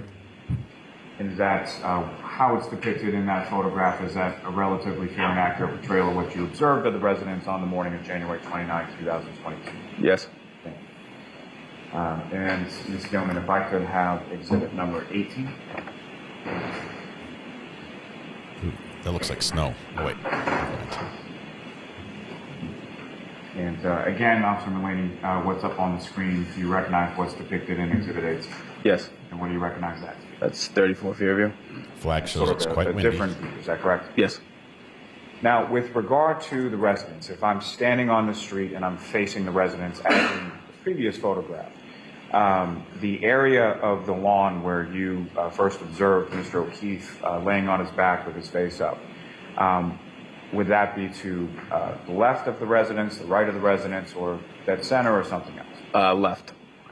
And what, if anything, did you observe sort of in that general area as far as any sort of landmarks or things that were in that area? A fire hydrant and a flagpole. And may I approach the witness, Your Honor? Yes.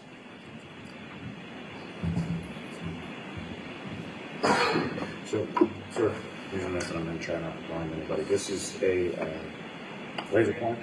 Basically, just push that button there and it comes up. Okay. Get the laser pointer training again. So, officer, if I could ask you, using that laser pointer directing, if you could direct the jury's attention to where in that photograph, if anywhere, you recall Mr. O'Keefe's body being located when you first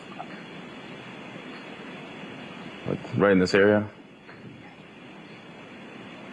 Thanks. If I may have one moment, Your Honor? Yes. Camera needs to be a bit quicker. And officer, you can.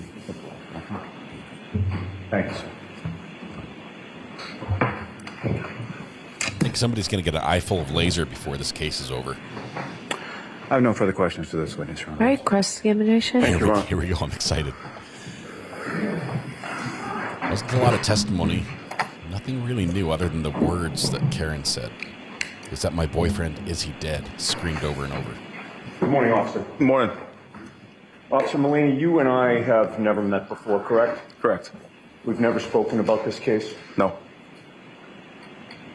Is it fair to say that when you were dispatched to 34 Fairview Road on January 29th of 2022, you were a part-time officer at that point? No, I was full-time. When did you start at the Canton Police Department? July 2020. Did you start as a part-time officer? I did. Oh, I see. I misunderstood your testimony. You actually became full-time in August of 2021. Correct, sir, yes. All right, so you had been full-time at that point for about 6 months when you received this call, correct? Yes, sir. And it's fair to say that you were the junior officer on scene? Yes, it is.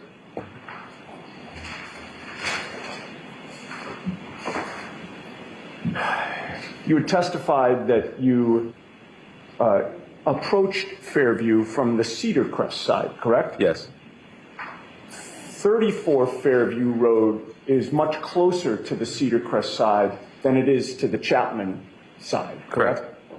And when you take a left on Cedar Crest to enter Fairview Road, 34 Fairview is the second house on the right. Does that make sense? From Cedar Crest, yes. Yes.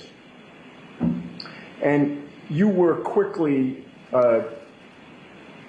surmising that whatever action was taking place there was taking place on the front lawn of 34 Fairview, correct? Yes, sir. And one of the first things that you saw was there appeared to be a woman giving CPR to somebody on the ground? Yeah, yes. You didn't know who that woman was at the time, correct? No, sir. But you later learned her identity. Yes, I don't recall which female it was that was giving CPR though. Okay. So you don't recall that it was Karen Reed who was giving CPR to John O'Keefe? I don't know who it was. At some point in time, you came in contact with Karen Reed, correct, while you were on scene? Not direct contact, but I was on scene while she was there. I mean, you were there until about 8 a.m., correct? Yeah. Yes. And you were dispatched shortly after 6 a.m., correct? Yeah. Yes, sir. You were there for approximately 2 hours, correct? Yes. You were there when Karen Reed was there when you showed up, correct? Yes. She left and she came back to the scene, correct? Yes. And you were there when she came back, correct? Yes, sir. So with regard to your contact with her, she certainly was within eyeshot, correct? Yes, sir. And you actually, at some points, were closer to her than you are to me right now, correct? Yeah. How close did you get to her? 10 feet. All right. With the court's permission, I'd like to walk toward you and have you stop me when I'm at the point when you were at your closest to Karen Reed. Can I do that, Your Honor? Okay, go ahead. Thank you. Judge is like, fine, you can walk towards him. Right there. Okay. And when you were this close to her, and you're estimating this to be about 10 feet, correct? Sure. When you were this close to her, was there anything blocking your view of her face? Not that I recall. All right. You noticed, obviously, that she had blood on her face, correct? I did not notice that, no. You didn't notice that she had blood in her hair? I did not notice that. You did notice that she was absolutely hysterical? Yes. She was completely distraught? Yes. She appeared to be in shock? Yes.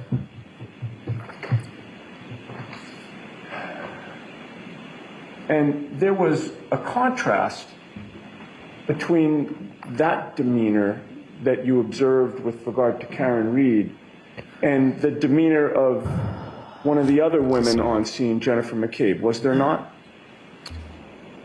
Can you kind of explain further? Sure. Karen Reed was screaming, correct? Yes. She was yelling, correct? Yes. She was hysterical and distraught, correct? Yes. Jennifer McCabe was not. Correct. And you actually had more contact, direct contact with Jennifer McCabe that morning, correct? Yes. And you spoke to Jennifer McCabe for a good 2 minutes, correct? Yes, sir. Face to face. Yes, sir. You were closer to Jennifer McCabe than you ever got to Karen Reed, correct? Yes. You were able to observe her demeanor? Yes. You were able to hear her tone of voice? Yes. You were able to hear how loudly she was speaking, correct? Yes. You were able to hear how quickly she was speaking? Yes. During those 2 minutes that you were face to face closer to Jennifer McCabe, she was not screaming, correct? Correct. She was not yelling. Correct. She was not hysterical. Correct. She was not distraught. Yes. She was calm. Correct.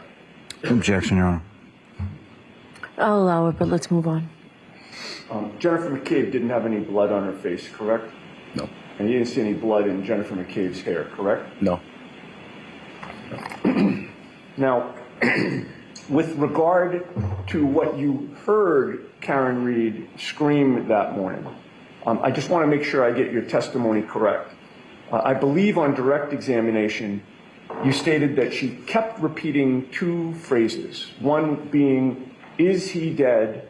and the second being, "That's my boyfriend," correct? Yes.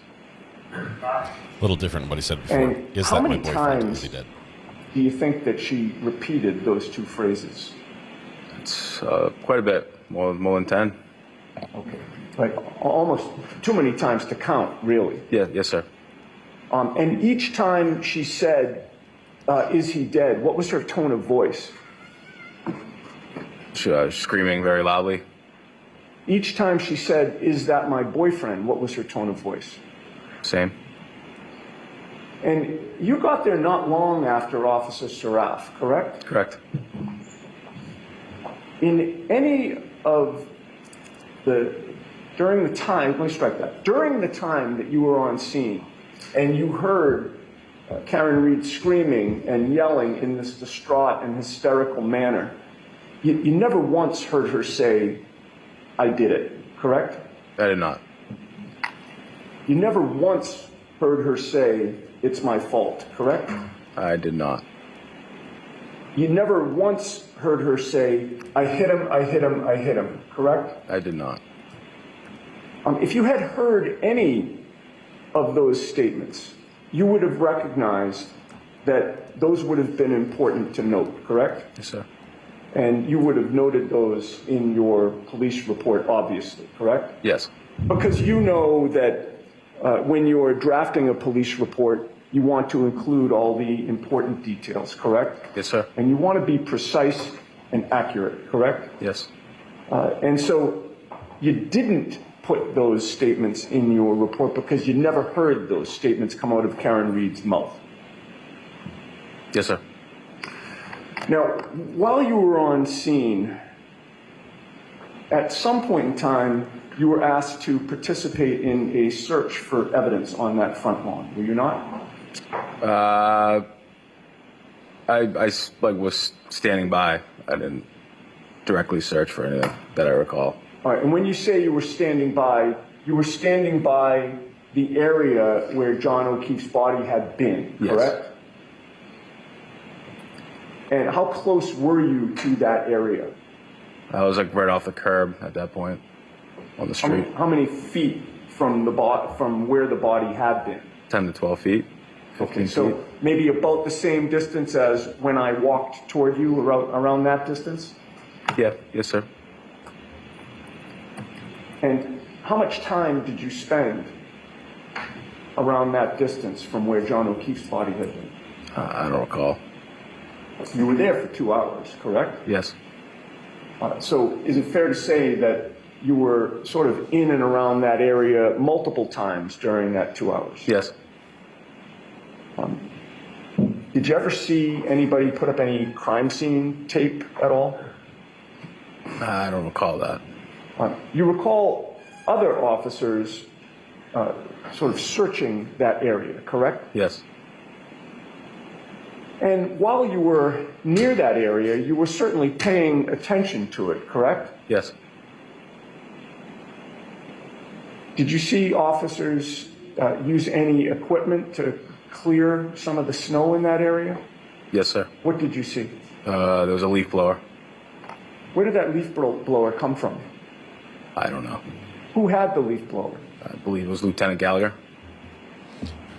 When did Lieutenant Gallagher arrive on scene? 45 minutes after I did, approximately. I don't recall the exact time. They brought a leaf blower? And how big was that leaf blower? Not too big. Was it handheld or was it something that you pushed? Handheld. And who used the leaf blower? Lieutenant Gallagher.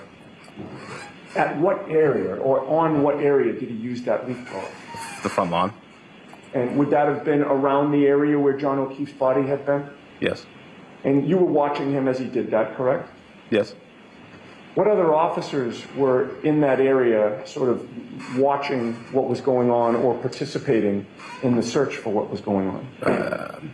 I don't necessarily recall where everybody was, but I believe it would be Sergeant Link and Sergeant Good. And they were superior officers, correct? Correct.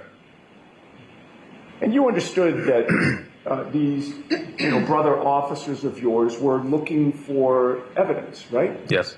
They were looking for clues about potentially what had happened to John O'Keefe, correct? Yes. And you were paying attention too as they were doing their work, correct? Yes. You were looking for anything that might have been out of place, correct? Yes. If there was something large there that didn't appear to, be appropriate for a front lawn, you would have made note of that, correct? Yes.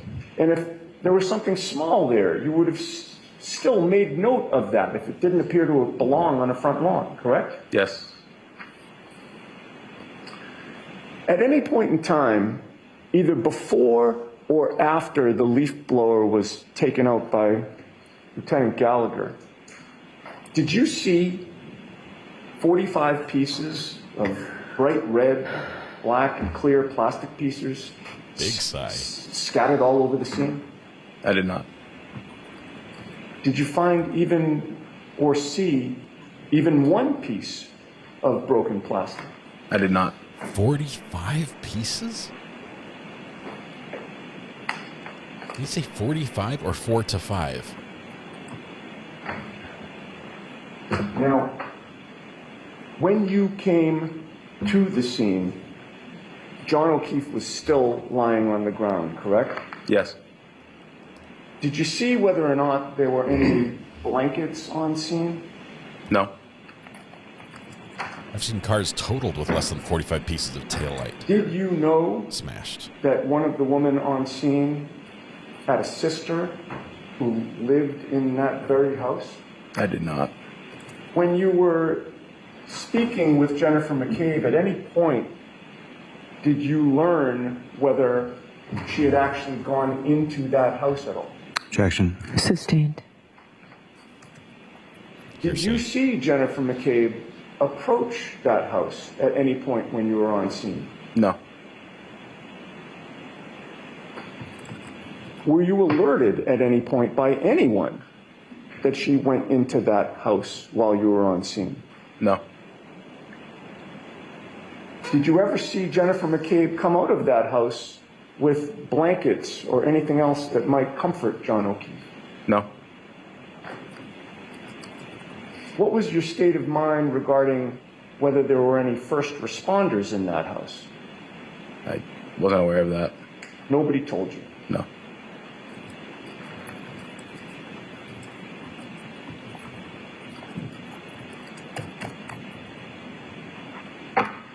You had testified that at one point you saw Karen Reed being escorted into a motor vehicle? Yes. And that was one of the women on scene, her motor vehicle? Yes, it was either that or a cruiser. All right. Both kind of the same area. But you'll agree with me, at no point in time did you see Karen Reed and Jennifer McCabe in a vehicle together? Not that I recall, no. And at no point in time did you ever hear Karen Reed ask Jennifer McCabe to Google anything? No. I may have a moment, Your Honor. Yes. I have no further questions. Thank you, officer.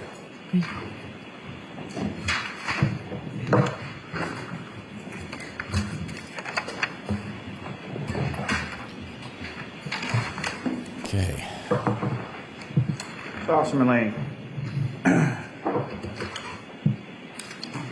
you've been to other scenes in which there is a deceased person on scene, family members or friends around? Yes. And of those other scenes, does everybody who's a friend or a family member of the person who is injured or deceased, do they all react the same? No. Is every single one of them screaming and yelling different things? No. And there are actually 3 women on scene that morning, correct? Yes. Okay, so there was Jennifer McCabe, there was the defendant, Miss Reed, and there was Kerry Roberts, correct? Correct. And did you see any blood on Miss Roberts' face or hair? No. Okay, was she screaming and yelling things and moving around the scene? No. Now, as far as the residence in 34 Fairview Road, did you see anybody go in or come out of that residence during the time that you were on scene? No. And as far as any of the other residences on the entire rest of the street, did you see any of the neighbors or anybody else come outside at any point in time? I did not. Nobody came out because it was freezing cold. I have nothing further. Just one question, if I might. Okay. Recross. Sure. And I don't mean to be a wise guy, sir, but did any of the other neighbors on the entire street have the body of a dead police officer on their front lawn? Objection. All right, so that's sustained. All right. You are all set, sir. Thank you. All right, folks, it's 11 o'clock. We'll take our morning recess, 15 minutes.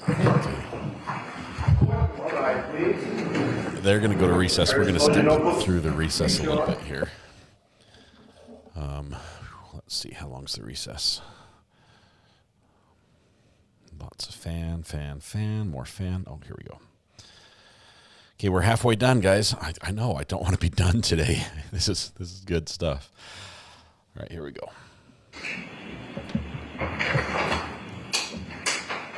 Recess is over. Back to session, you may be seated. Everybody off the monkey bars. Sit down. Your next witness, please, Mr. Lally. Yes, Your Honor. The Commonwealth to call Mr. Timothy Nuttall to the stand. Timothy Nuttall, next up. Witness number 5.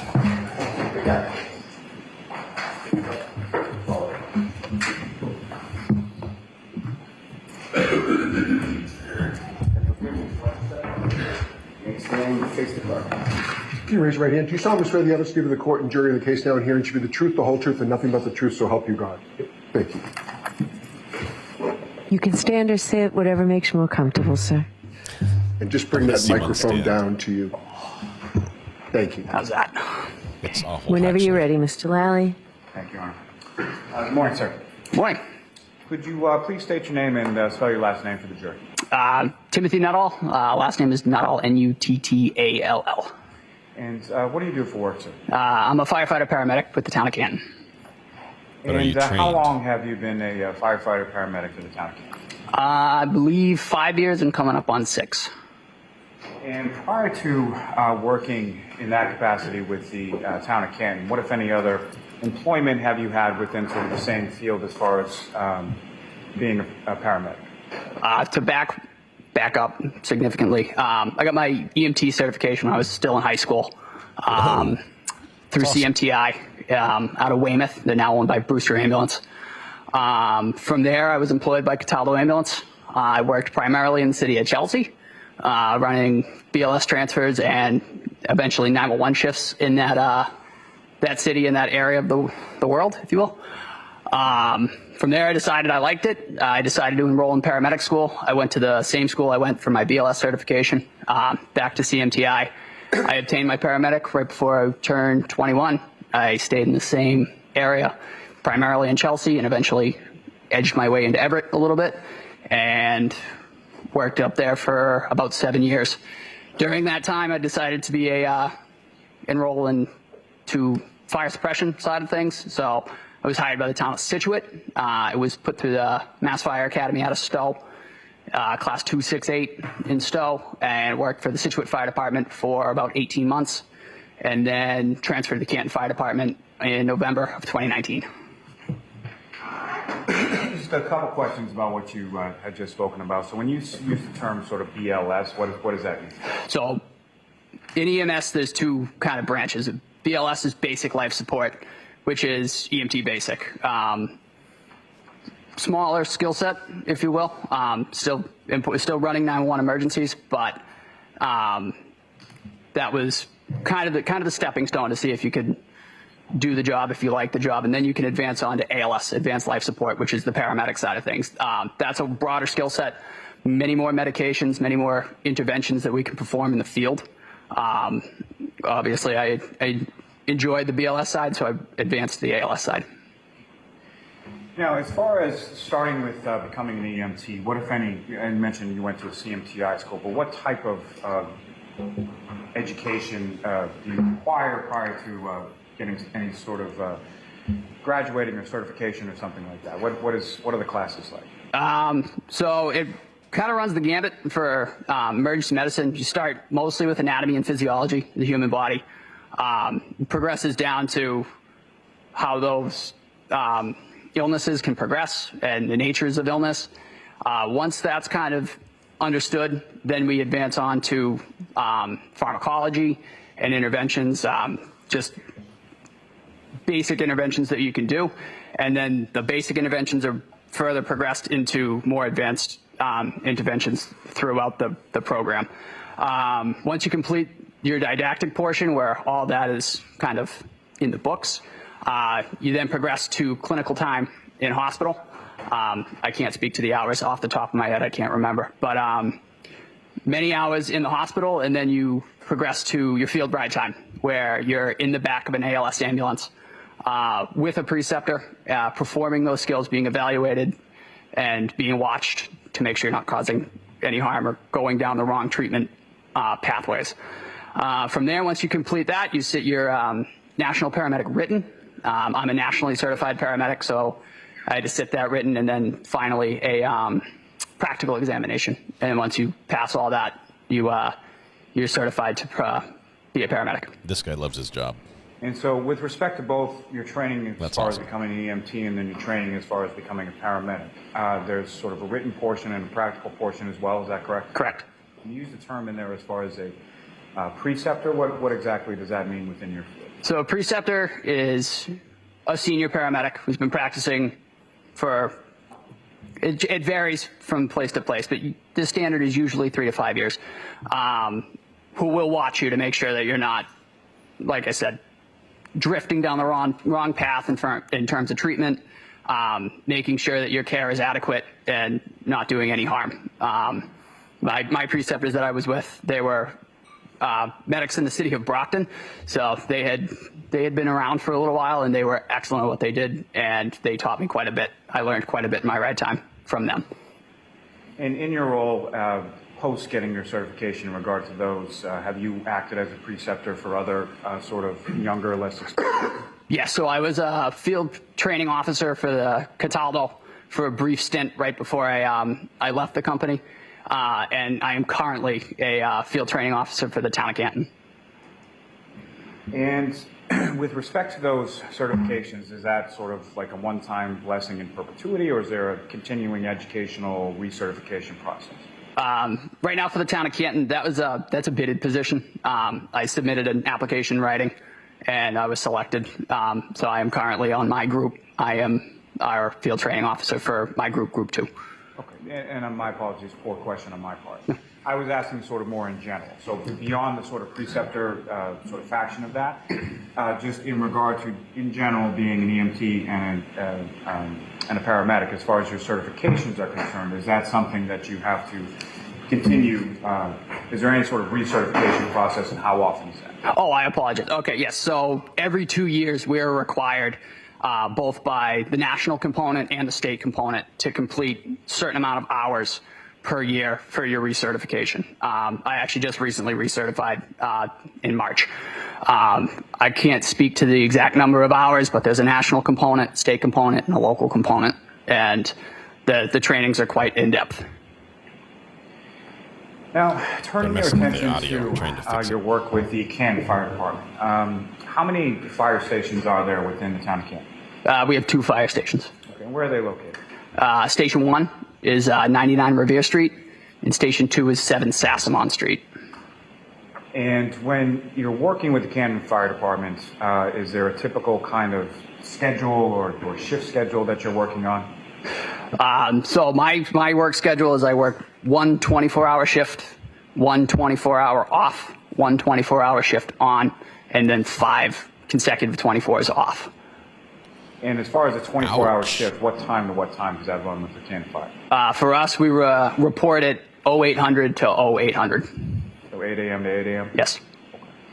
And within both of those station houses, how much sort of apparatus, or how many different sort of vehicles and apparatus do you have within each of those station houses? For Station 1, 99 Revere Street, we have Car 5, staffed with a captain. We have Engine 3, staffed with 1 lieutenant, 2 firefighters, and Ambulance 1, who is staffed with 2 firefighters. We do have a PB waiver, so we will run paramedic basic on Ambulance 1. However, that is primarily a double medic ambulance. And for Station 2, it's a very similar setup. It is Engine 4 with 2 firefighters and a lieutenant, and Ambulance 2 with the same setup as Ambulance 1. Both those stations also have ladders that run out of them, Ladder 1 and Ladder 2 respectively. And the crews from Ambulance 1 or Ambulance 2 will cross-band those ladders as needed. Now, with respect, if I could turn your attention to January 28th into January 29th, sort of Friday into a Saturday. Do you recall 2022? Do you recall those days? Yes. Were you working one of those 2 days? I was scheduled to work the morning of the 29th, I believe. So you're scheduled to work essentially the morning 8 a.m. on the 29th until 8 a.m. on the 30th? Correct. And prior to, or the 28th sort of going into the 29th, what, if anything, were you aware of as far as weather that had been forecasted or that was reported to come in? I was aware that there was a significant storm, supposedly. Well, there was a significant storm coming through. I woke up very early that morning just to check. I took a peek outside of my house. I live in the city of Brockton. I noticed that the conditions were, it was starting to snow a little bit. So I got up early and got ready for work and left earlier than I normally do. And about what time, which station were you assigned to on that day? I was at Station 1, 99 Revere Street, and I was on Ambulance 1 for the day. And about what time did you arrive at Station 1? Due to the inclement weather, I believe I arrived several hours early. I showed up to the station around 5:45, 5:50 that morning. The weather, he showed up early? And around the time that you were driving from your home to Station 1 in Canton, what, if anything, did you note as far as sort of the driving conditions, visibility, anything like that? The snow was starting to accumulate. The roads, I drove through several towns, but the roads were starting to be treated, but they weren't pristine. There was obviously a buildup of snow starting on my ride, which was part of the reason I left early, just either to relieve people if they needed to get out before the storm really hit, or just to help them with snow removal. And to that point, when it comes to sort of snow removal at the fire station, what, if any, sort of duties and responsibilities do yourself and the other firefighters have to in relation to snow removal around the station? So we're responsible around the station to keep what we refer to as the apron clear of snow. The apron is where we back our fire trucks into and out of the station. So we remove all that ourselves. We have a plow truck. However, we'll also shovel walkways and stuff for the public if they need to get in. So that was one of the primary, for the crew was actually outside removing snow when I pulled in to the station that morning. And it may be pretty self-explanatory, but as far as the apron itself, why is it so necessary that the apron remain clear as far as snow is concerned? Just to maintain a path for the emergency apparatus to get in and out in a timely manner. Now,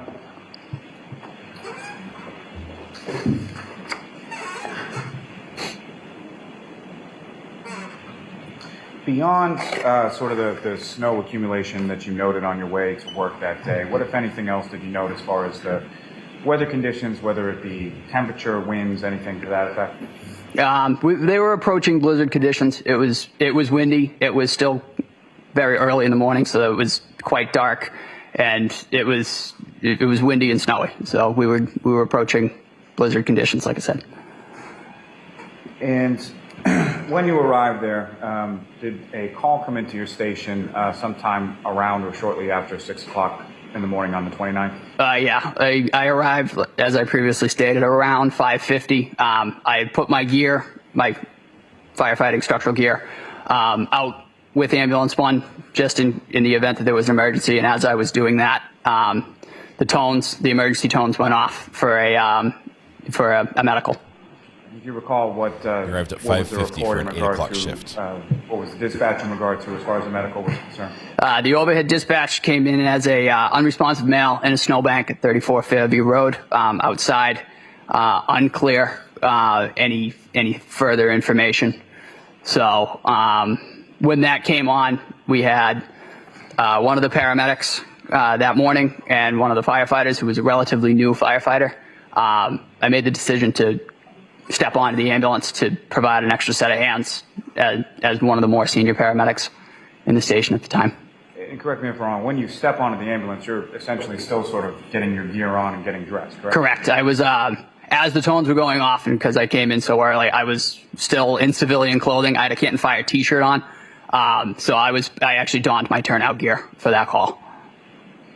And as far as the other individuals on that Ambulance 1 that were going to that call as well, who were they? So it was firefighter paramedic Anthony Flamati and firefighter EMT Matt Kelly. And Mr. Kelly, he was sort of the less experienced one at that time, is that correct? Correct. So you get into the back of the ambulance and start going to the scene. Now, as far as other sort of vehicles or apparatus, who, if anyone, or what, if any, other sort of vehicles were dispatched on this call as well? The initial dispatch was Canton Engine 3 and Canton Ambulance 1. Due to the severity of the call, depending on how it comes in, the shift commander, which is Car 5, he will usually respond to any significant incident. So he also added himself to the call, just as a senior officer with us. So the final dispatch, I believe, was Car 5, Engine 3, and Ambulance 1. You know who was on Engine 3 and who was in Car 5? Car 5 was Captain Robery. Engine 3 was Lieutenant Greg Woodbury, Firefighter Frank Walsh, and Firefighter Katie McLaughlin. As far as the Ambulance 1 that you were in, obviously there's somebody driving and there's somebody in the front passenger seat, correct? Correct. Okay. So who was driving and who was in the front passenger seat? I don't want to speak out of turn. I honestly can't tell you who was driving. I was in the back. I was in the back patient compartment of the ambulance, just because there's only 2 seats up front, so I hopped in the back. His And so when you're in the personality, back of the I wonder ambulance how and he you're going handles to the cross. call, what is it that you're doing in sort of preparation for arrival? So as I previously stated, I came in early, so I was donning my turnout gear. I had my boots and structural firefighting pants on. So I finished putting those on, and I put the rest of my gear in the back. And as we were driving to the scene of the incident, I started prepping the gear that we were going to need off the initial dispatch and unresponsive mail in the snow. So I grabbed our first in bag, which has miscellaneous medical supplies, some IV supplies, and interosseous drill kit. The airway bag, which has just a bottle of oxygen, and then quite a bit of airway management supplies, and our cardiac monitor. So I had all of those prepped out and ready to go. So as soon as the ambulance was in park, we could step right out, ascertain what we had, and go from there. So when the ambulance arrived on scene, I had all 3 of those bags on my person, and we were able to, the entire ambulance crew was able to step out and provide patient care. And as far as, if you know, approximately how much time elapsed between the time that you hear sort of the sound go off and you get in the ambulance to the time that you arrive on scene on Fairview? I couldn't give you an accurate estimation of the time. Like I said, I was in the back. I was trying to prep everything and get myself kind of prepped just in terms of appropriate attire. So I couldn't give you a fair estimate. And as far as when you arrive on scene, you step out of the back of the ambulance, is that correct? Yes. And as far as the weather conditions where you were on Fairview, what, if any, difference was there between the weather conditions there versus the weather conditions when you were arriving at the station? I remember, as I previously stated, I remember it was still very dark. The sun was not up yet. I remember the wind. It was quite windy that morning. The wind had, in my opinion, had seemed to have picked up since my drive in, and the snow was increased. And so when you step out of the ambulance, can you describe to the jury sort of where you go and sort of what is it that you first see when you get out there? So I stepped out of the ambulance and came around with all 3 bags. I could hear a commotion. I could hear some screaming off in the distance. I couldn't really tell you where it was coming from because it was still quite dark. Came around the passenger side of the ambulance, walked in front of the ambulance, and there was a small huddle of 3 individuals and what appeared to be a human form laying in the snow. So we made our way over to that and went from there. And when you come around the passenger side of the ambulance and you observe that and start to, are you sort of turning left or right, or how are you heading when you come around the ambulance? I came out of the ambulance on the passenger side and I took a left. And you make your way over to the patient on the ground, is that correct? Correct. Okay. And as far as the other people that you observed around the patient, how would you, or what, if any, description do you have of those people? There were 3 individuals. I believe they were all 3 of them were female. My primary focus was the individual in the snow on the ground. I went right to him. I kind of bypassed everybody from there and went directly to that individual. Is that sort of typically how you approach a scene, is just sort of tunnel vision right for the patient? Typically on a call like that, where if somebody's unresponsive on the ground, you typically go directly to the patient and ascertain if they are breathing and if they have signs of life, because that is a time-sensitive matter. And as far as the individual, not then, but at some point subsequent, did you learn the identity of the person on the ground? It did. It was Officer O'Keefe, John O'Keefe. And how was Officer Mr. O'Keefe's body positioned in relation to the ground when you first approached? So I found him supine, laying in the snow. Immediately went to him and checked him for signs of life. We found none. We found no breathing, no pulse. So we immediately began performing high quality CPR. I was at the head of the individual, so I immediately grabbed out of our airway bag a bag valve mask and began ventilating the patient, trying to get some oxygen into him while the others on scene, like I said, began high quality CPR. And high quality CPR performed again, by highly trained individuals. When you use the term supine, what exactly do you mean? He was laying on his back. Laying on his back, his head sort of facing up, is that correct? Correct. And when you are responding to a call of this nature, there's you and there's other individuals on the ambulance as well, correct? Correct. Responding to a call of nature? Is there a certain division as far as treatment and diagnosis and things of that nature are concerned between you and the other people on the ambulance? So typically, just to use the scenario of a cardiac arrest with two paramedics, it's generally split into the airway individual or the airway monitor and the, lack of a better term, code monitor. The airway individual will be responsible for ventilation and eventually advanced airway placement. The other part of that equation will monitor cardiac status, cardiac activity. They will deliver medications and a route for those medications, and they will work together to monitor that patient throughout. As I said, I was on the head. I just happened to fall at the head, so I took the ventilation portion of that. And you use the term as far as a bag valve mask, is that correct? And can you explain to the jury sort of what that is? All that is it's, for lack of a better term, it's basically a glorified balloon with a mask on it.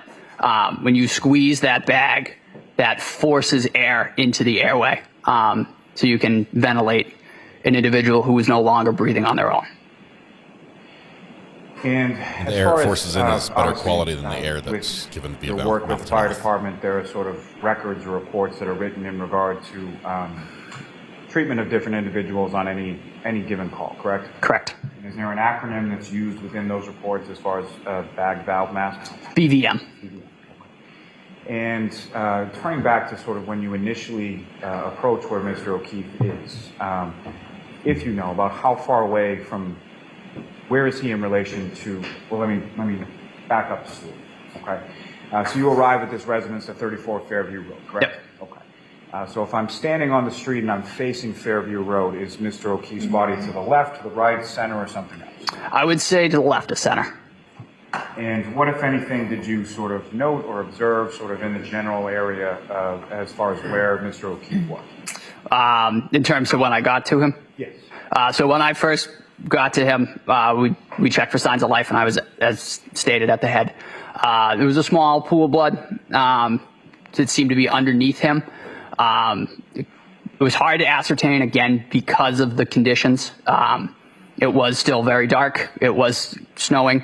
And it was quite windy. So we were able to check the area as best we could with our handheld lights. But that was one of the things that I noted. There was a pool of blood. Now,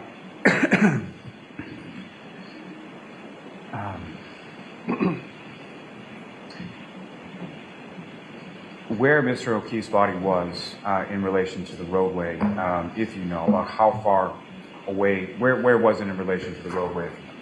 I estimated it about where the sidewalk met the front lawn of that residence. That would be my best estimation. you have any estimate as far as footage or anything like that? I would say about 6-8 feet, perhaps. That's approximately 6 to 8 feet from the curb? Correct. So you indicated that sort of what are the first things that you're checking as far as when you first arrive at a patient for this kind of thing? I'm sorry, could you repeat? That's okay. That's okay. It's my fault. So as far as when you, let me back you up for just 1 second. You use the term in there as far as a cardiac arrest, correct? Correct. Okay. Can you explain to the jury what you understand that term to mean based on your training and experience? So cardiac arrest is the cessation of a stable cardiac rhythm in terms of life. Typically, it's either asystole, pulseless electrical activity, or VFib or VTAC. Typically, you ascertain that by there's no pulse. You check any of the pulses, be it a femoral pulse, a carotid pulse, or a radial pulse, you will find nothing. And when that is found, you go to life-saving measures, which is CPR. And just in reference to one other term you used in there as far as asystole, if you could explain to the jury what you understand that term to mean based on your training experience. Asystole, to put it as clear as I can, is a flat line. There's no electrical activity in the heart. And so you're working sort of at the head of Mr. O'Keefe, is that correct? Correct. And sort of while he's still on the ground, and Still not what gonna is cover it it live, that we're you're delayed. specifically sort of doing in reference to your treatment at that point? So I was, as we talked about earlier, I had a BVM, bag valve mask, and I had Mr. O'Keefe, I was ventilating him. So I had the mask on his face, and I was giving him positive pressure breaths with that BVM. And as you're doing that, what, if anything else, did you observe beyond sort of the blood pooling you've already talked about, as far as any tactile observations you made of Mr. O'Keefe, any visual observations you made of Mr. O'Keefe at that point outside of the ambulance? He was dressed for the weather. He had several layers on.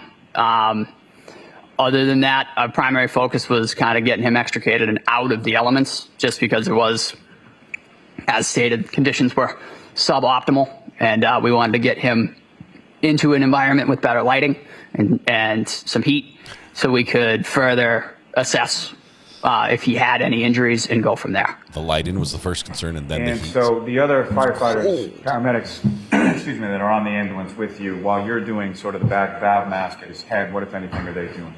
I believe the other firefighters that were dispatched, they were getting extrication equipment. I believe we put this individual on what we refer to as a scoop stretcher, which is basically a long plastic stretcher that we can roll an individual onto and then just pick him up, just for our safety and the safety of the patient. It's just really just a long board that we can pick up and then put onto our ambulance stretcher. So somebody was grabbing the scoop stretcher, somebody else was grabbing the ambulance stretcher, and I believe that was the coordinated effort on their part. And I apologize for keep going back and forth, but if I could take you back just one moment before that. So when you first sort of arrived to Mr. O'Keefe, you mentioned that there were 3 females sort of huddled around, is that correct? Correct. What, if anything, did you observe any of those females doing with respect to Mr. O'Keefe when you first got there? That group seemed to be agitated. It was a scene of heightened emotions. As I stated, when I stepped out of the ambulance, I could hear screaming, I could hear people yelling, and it seemed just to be, that group was just quite agitated. Now, at some point you are able to get him on the scoop stretcher and then over to the ambulance, correct? Correct. And when you get to the ambulance, what, if anything, did you note as far as what, if any, difference was there in the lighting in the back of the ambulance versus on the front lawn? The lighting was significantly better. All of our ambulances have fluorescent lighting in the ceiling of the ambulance, so those were on, and we were able to see that there was some more injuries once we were able to get him out of his winter clothing. And so to that point, when you sort of first get into the back of the ambulance, what is sort of the protocol? What is it that each of you are sort of doing with respect to patient care at that point? So the biggest priority is continuous high quality CPR. And that is the biggest thing with any cardiac arrest is uninterruption of compressions. So when we got him into the back of the ambulance, we continued CPR throughout. So while multiple people were performing CPR and eventually a mechanical CPR device was applied, those compressions were uninterrupted and others were removing clothing, I honestly couldn't tell you the number of articles of clothing, but I believe a winter jacket and a sweatshirt were removed, and then eventually he was all the clothing was removed, and that's protocol for any cardiac arrest or any traumatic injury is usually all clothing is removed so we can have unfettered access to the individual to see if there are any other injuries. And why is that the protocol, sir? You mentioned earlier, sir, that there is tunnel vision. The absence of clothing kind of helps to remove that so you can see everything. You can assess everything. And you mentioned sort of a mechanical means of CPR. Is there a specific device that's used for that? Yes, we use a Lucas device manufactured by Stryker, and for lack of a better term, it's basically just a plunger that does CPR. It frees up a set of hands for us, and that can provide CPR uninterrupted as long as the batteries last. Also used by plumbers. Now, at the time that you get him get Mr. O'Keefe into the back of the ambulance and you removing some of the clothing, what, if anything, did you note at that time or at any subsequent time in regard to footwear? To be candid, I wasn't really looking at the footwear. I believe it was brought to my attention when we eventually transferred patient care at Good Samaritan Medical Center that the individual was missing a shoe. However, that wasn't my primary focus at the time. And the items of clothing that were removed from within the ambulance, eventually when you transfer that patient care to the hospital, what, if anything, happens with that? In terms of chain of custody of the clothing, that is typically brought in either with the individual or after, and that is usually deposited on the floor of the room where that patient is, and then the hospital takes custody of it. Occasionally we'll put it in bags. However, I could not speak to where that clothing went on this case. But fair to say whatever clothing was taken off in the ambulance left the ambulance at some point? Correct. Okay, and went to the hospital, is that correct? Yes. Now,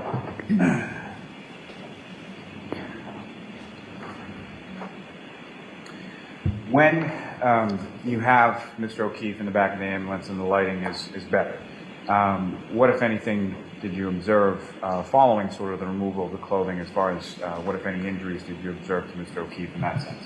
He was noted to have, and I was right at the head, he was noted to have a hematoma on the right side of his face, just above his eye on his forehead. And there was some scratches on the right arm, the upper arm. And you used the term as far as a hematoma. Could you explain what you understand that term to me? Lack of a better term is just an egg. He had a pretty good egg on his head. And as far as anything beyond that, did you observe anything or note anything beyond the egg on the head and the scratches on the right arm? As we got further down our treatment modality, we went to place an advanced airway. It was noted to have some blood, some mucus, and some bile in the back of his airway that was then suctioned out before we placed our endotracheal tube. And what is an endotracheal tube? So an endotracheal tube is basically, it's just a plastic tube that is passed through the mouth into the trachea through the vocal cords. It's a definitive airway, if you will. It isolates the trachea so you can better ventilate your patient, and you don't have to worry about any any air getting into the stomach, any gastric insufflation. And that is the gold standard for cardiac arrest, is a properly placed intratracheal tube. That's what happened incorrectly. You mentioned there were some substances that were suctioned from his airway. Is that correct? Correct. Okay. What were they again? I'm sorry. I believe it was blood, bile, and mucus. And do you have any idea how much of that was suctioned? I couldn't give you an exact number, but it was enough that we needed to set up a suction system to remove it before we intubated. And just turning briefly again to the arm. These were injuries that you observed on his right arm, is that correct? Correct. What, if any, injuries did you observe on his left arm? I don't believe I saw any, to my knowledge. And as far as your memory, as far as his right arm, how far did it sort of extend and where was it located? Sort of upper arm, lower arm, both, or where was it? I believe it was just below his shoulder. They ran, I would say, probably 3 or 4 inches from, I would say, about the shoulder right down to maybe 2 inches above the elbow. And as far as Mr. O'Keefe's nose, what, if any, observations did you make of that? Initially, it was noted to be very cold. The individual was cold all around to the touch, but his nose was also quite cold, quite white, just because he had been in the elements for a little while. There appeared to be a little bit of blood on his nose as well.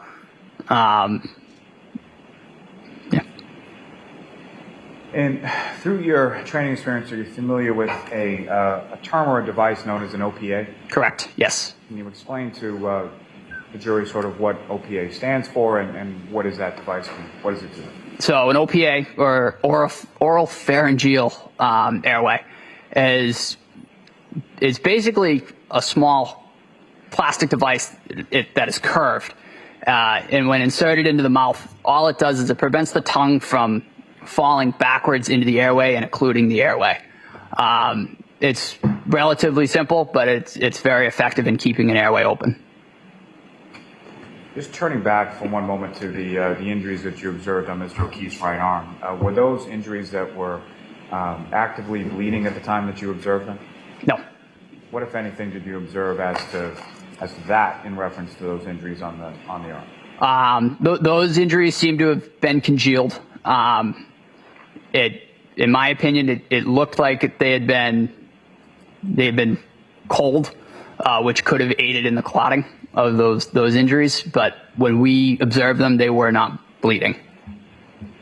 And you mentioned a little bit about Mr. O'Keefe's nose. What, if any, observations did you make as far as any sort of digits, whether they be his hand, his feet, or something else? So all of his digits on the upper extremities were noted they were very cold. They were immobile. They were very stiff. I'm presuming due to the exposure, because when we got him onto the ambulance, when we were removing clothing, it was noted that all of his digits were very stiff. They were immobile, and it caused a little bit of problems just trying to get clothing off of him, just because they were so stiff. And taking you back outside of the ambulance just for a moment, when you're sort of initially there and you're doing your assessment and the 3 females are in your general area, correct? Correct.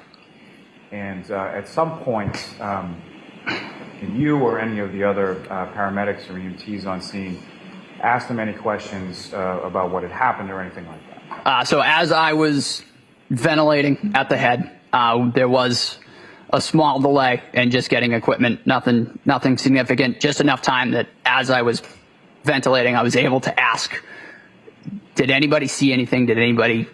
What happened? And there was one individual that replied several times, I hit him.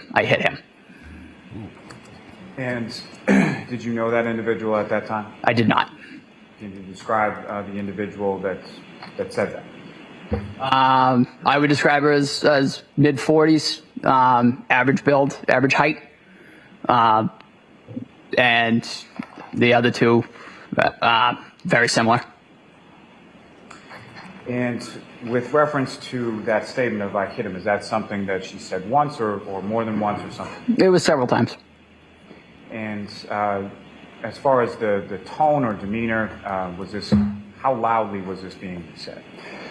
As previously stated, they seemed to be erratic. There was a lot going on in that scene. It did seem to be said over and over and at varying volumes. And then there was just a lot of, everybody appeared to be quite flustered. And the individual, one of the three females that said that, what, if any, observations did you make as to her face or anything? The individual that said, I hit him, appeared to have some blood on her face, presumably for attempting CPR prior to our arrival. And you say presumably attempting CPR. When you first arrived at Mr. O'Keefe, what, if anything, did you observe any of the females doing with reference to Mr. O'Keefe?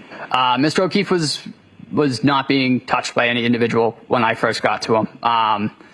That whole group was kind of pacing around, lack of a better term, kind of running around in circles. But Mr. O'Keefe was not being, there was no interventions being done to Mr. O'Keefe when I got to him. And to be clear, sort of when you're in the back, fast forwarding now to sort of in the back of the ambulance, you're, again, sort of focused on the respiratory in the head, correct? Correct. And who, if anyone else from your apartment, is in the back of the ambulance, and what, if anything, are they doing at that point? So at that point, I had myself and Matt Kelly, EMT Kelly. He was kind of with me for the head. One of the, for lack of a better term, easier operations of a cardiac arrest is ventilation. So Matt Kelly was assisting me with ventilations, is just squeezing the BVM to provide ventilation. The lead paramedic for the cardiac arrest was Anthony Flamati. He was running everything else. He was running the application of the cardiac monitor. He was monitoring the status of medications being administered. He was assisted with that by Katie McLaughlin, Lieutenant Woodbury, and Firefighter Walsh. And at some point, Firefighter Flamati, at this point that you're in the back of the ambulance, you don't have any sort of demographic information in regard to your patient, correct? Correct. So what, if anything, did Firefighter Flamati ask anybody else to do in regard to obtain? I believe he asked Firefighter McLaughlin to exit the ambulance and gather some information from the bystanders in terms of name, date of birth, any significant medical history or medications, just so we could further treat the patient.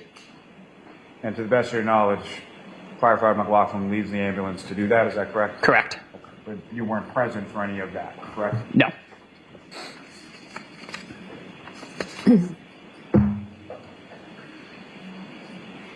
So there's some period of time in the back of the ambulance and then the transport to Good Samaritan happens, is that correct? Correct. Do you recall where different people from your department were in relation to that transport to the hospital?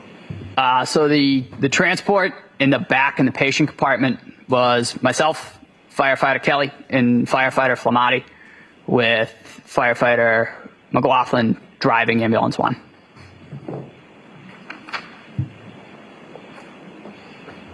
I'm a driver. I'm a winner. Things are going to change. I can feel it. I have just one moment, right? Yes. Anybody get that reference?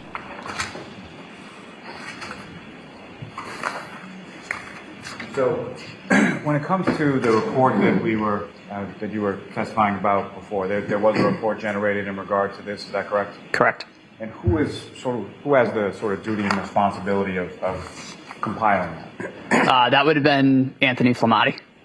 And have you seen Firefighter Flamati's report in relation to this incident? I have. May I approach the witness, John? Yes.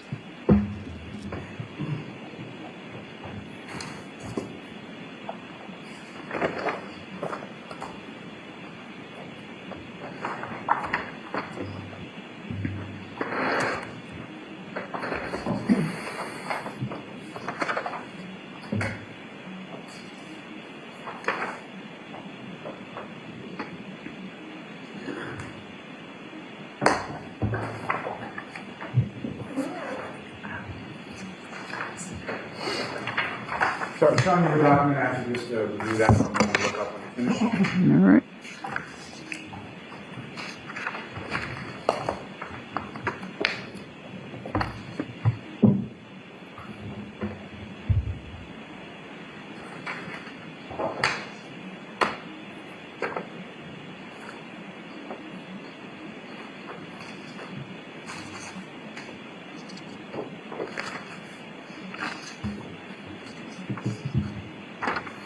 you recognize that, sir? I do. And what do you recognize that to?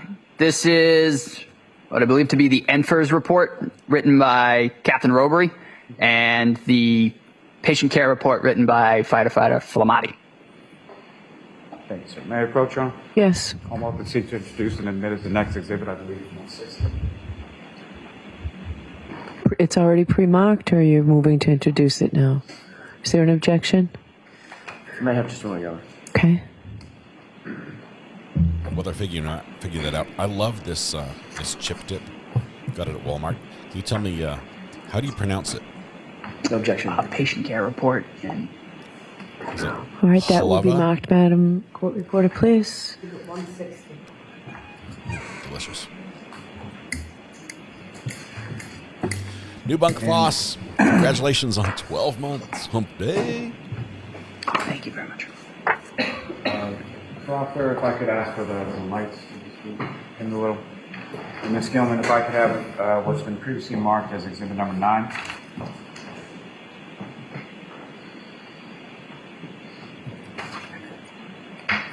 I was sure it was halava. Mr. Nuttall, just directing your attention up to the screen there and what's been previously marked as exhibit number 9. Do you recognize what's depicted in that photograph? I do. What do you recognize as? I believe that's B34 Fairview Road. Is that a relatively fair and accurate portrayal of what it looked like around the time that you arrived there, absent sort of lighting conditions and things of that nature? Yes. And Ms. Gilman, if I could have exhibit number 18. Embiggen, please. Thank you. May I approach the witness, Your Honor? Yes. Sir, there should be basically that button on top there. All right. And Mr. Nuttall, if I could ask you, using that laser pointer before you, well, first let me ask you, recognize what's up on the screen as exhibit 18? Yes. Again, 34 Fairview Road. And the area where you first observed Mr. O'Keefe supine on the lawn and the 3 females around him, do you see that area in this photograph? I do. And if you could, using that laser pointer, just direct the jury's attention to where in this photograph you see that area. Oh, I'm so sorry. I would say right around this general area, right about here. We need a different color laser. And lastly, Ms. Gilman, if I could have exhibit number 14. He drew like a circle around the whole lawn, the entire lawn. And again, sir, do you recognize what's up on the screen as exhibit number 14? I do. And what do you recognize that? That I believe to be is where we found Mr. O'Keefe. What's to the top of the frame? As far as the pooling of the blood that you observed around Mr. O'Keefe's head, do you observe that area within this photograph as well? Yes. If you could, again, using that laser pointer, just direct the jury's attention to where in this photograph you observed that. They were right around in this general area. From there. Thank you, sir. Mr. Officer, we can have the lights back up. Your Honor, may I approach just to retrieve that light? Yes. Top of the picture was the bottom of the flagpole, is what it appeared to be. I have no further questions for this witness at this time, then. All right, cross-examination. Thank you, Your Honor. First time we've heard from this attorney, right? So this is the first cross from him? Good afternoon, Firefighter Nuttall. Sir, how are you? You were coming up, I want to make sure I get the timing right. You were coming off of nearly a 24-hour shift when you got the call? No, sir. I was reporting for duty that morning. Just starting the shift when you got the call? Understood. I want to ask one quick question that you mentioned just a couple of seconds ago under questioning by Mr. Lally. With regard to the clothing, the normal protocol for clothing that's removed from a patient. Yes. You said it's oftentimes just sort of discarded onto the floor. In terms of in the ambulance or at the hospital? Either one. Yes. Okay. Both? So typically, when we remove clothing in the back of the ambulance, it's generally done with trauma shears. So we will expose and then kind of fold over. That clothing is then usually left in place. We'll do a quick roll just to check the back of the patient, and then he's usually rolled back if there's nothing found, and it's typically left there. In terms of like big puffy jackets, if you cut a puffy jacket, it just makes quite the mess. So Yeah, exactly. It's a disaster. So typically those bigger jackets are just removed, and that is when we removed that type of article of clothing, that's when we noticed that his hands were quite rigid. So that's what happened in this case. Correct. You removed the big heavy jacket, discarded it, got it away from the body so you could better assess the injuries. Correct. And it was only then, after you removed this big heavy winter coat, that you could assess that his hands were stiff and cold.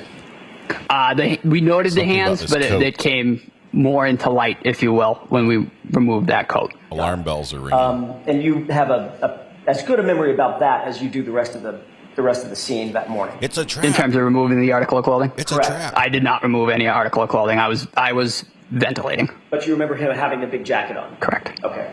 And you remember that as well as you remember the other specifics of the incident? Yes. Okay.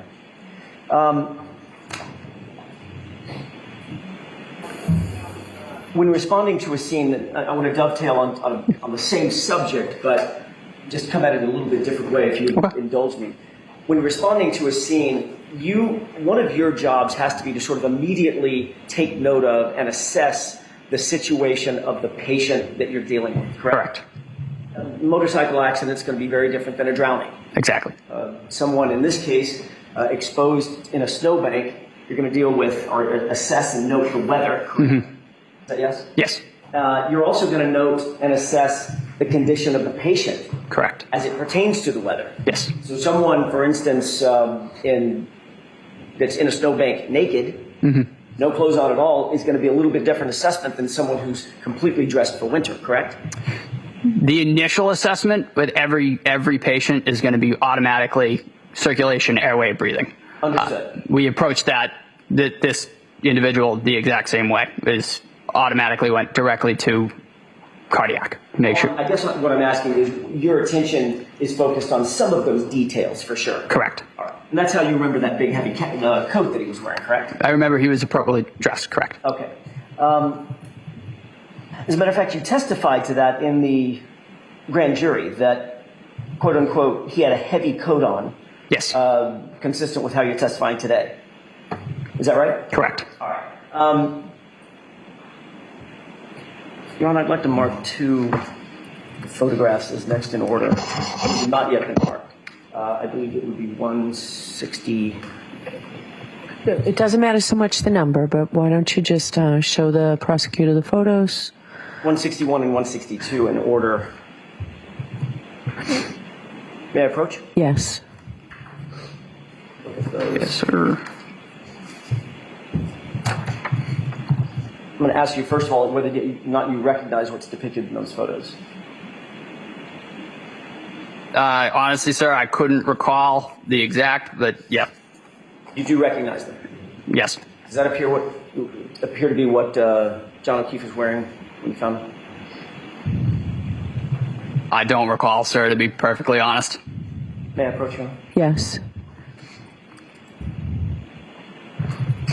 Do you recall this being part of, let me ask it a different way. Do you remember somebody cutting this off of John O'Keefe at the time? I remember the clothing being removed. Okay, but you don't remember this clothing? I could say that he had clothing removed, but I couldn't tell you exactly what it was. And you've just looked at these. This, what I'm holding in my hand, appears to be the front and back of a... So don't hold it up to him from that distance where he said he doesn't recognize it. You can put it back in front of him. Don't hold it up for the jury, please. May I? Yes. That appeared to be a thin cotton hoodie.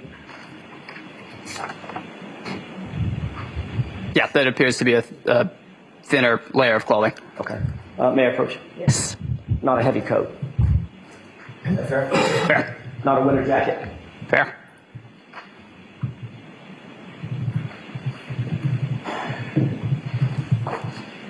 The witness is realizing he just got a key part wrong. Is it fair to say you had a lot on your mind when you were out at that scene, correct? In terms of just the cut. Saving a man's life.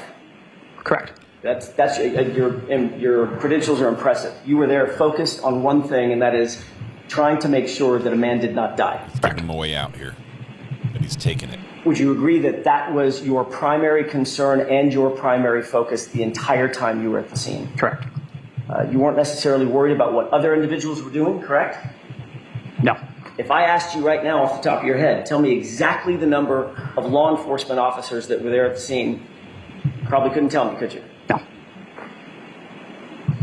If I asked you whether or not you remember every single civilian that was at the scene, you probably couldn't tell me, correct? Outside of the three? Outside of the three.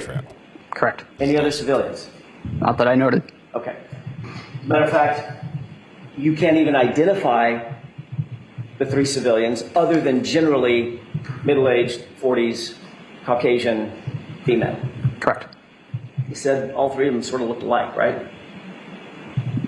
Without the only defining feature on one of the individuals was one of the individuals did have blood on their face. So some of the specifics of that scene you didn't pay special note to, correct? No, we were focused on patient care. Is it fair to say that, specifically as it pertains to what the victim was wearing, your memory might be a little faulty where that's concerned? Sure. Okay. I mean, nothing wrong with that. You were focused on something completely different. Correct. You did notice certain injuries on Mr. O'Keefe's person, correct? Correct. And you indicated on direct examination that once you got him into the back of the ambulance, you, as you put it, you had a quote-unquote much better picture of what you were dealing with. Is that right? Correct. You testified at the grand jury that you noted that once he was in the back of the ambulance, under better lighting, you were able to tell that he had trauma to the right side of his head. Correct. Is that right? Yes. Are you talking about the major trauma that he suffered to the back of his head, or the egg that you earlier described? I was more just because it was directly in front of me. It was on the front side of his head. Okay. So it wasn't the right side of his head. If you said right side of your head, you might point above your ear, right? Correct. That's not Yes. where you're talking about.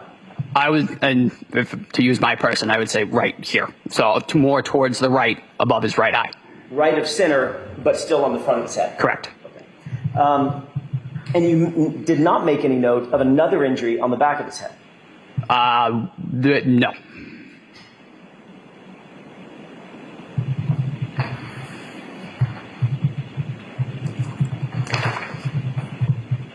You talked about the injuries to the right side of his arm, correct? Correct. You noted that those injuries appeared to be scratches. Yes. That's your word, not mine, right? Correct. You didn't say that those were blunt force trauma. No. You didn't say that they were abrasions. Scratches and abrasions, in my point of view, seem to go hand in hand. But the word that you used was scratches. Yes, they were like furrows down. Say that again? Furrows, if you will, for lack of a better term. Just. I don't understand that word. So if you remove something, like you create a furrow in the skin. Is that? Furrows. Yes, there you go. Sorry. Excuse my accent. Oh, no. I'm on your turf. Fair enough. It's my accent. I'm so sorry. Boy, that one's... it's going to be a meme somewhere. Hey, my cousin Vinny. Yeah, got it. All right. So when you said furrows, you made your hand in almost like a claw and drug it against your right biceps. Jackson. Sustained. Can you repeat the movement that you did for the jurors when you said furrows? Jackson. Sustained. Just move on to the next question, please. You would agree that a very common cause of a hematoma over one's eye is being hit or punched. Correct. Is that right? Yes. You said that Mr. O'Keefe did have such a hematoma over his right eye, correct? Yes. Did you also see a laceration under the eyebrow but above the lid on his right eye? I don't recall. Did you see a laceration on Mr. O'Keefe's nose? I don't recall. You did note that there was some blood on his nose, correct? Correct. Is that possible that that came from a small laceration? Yes.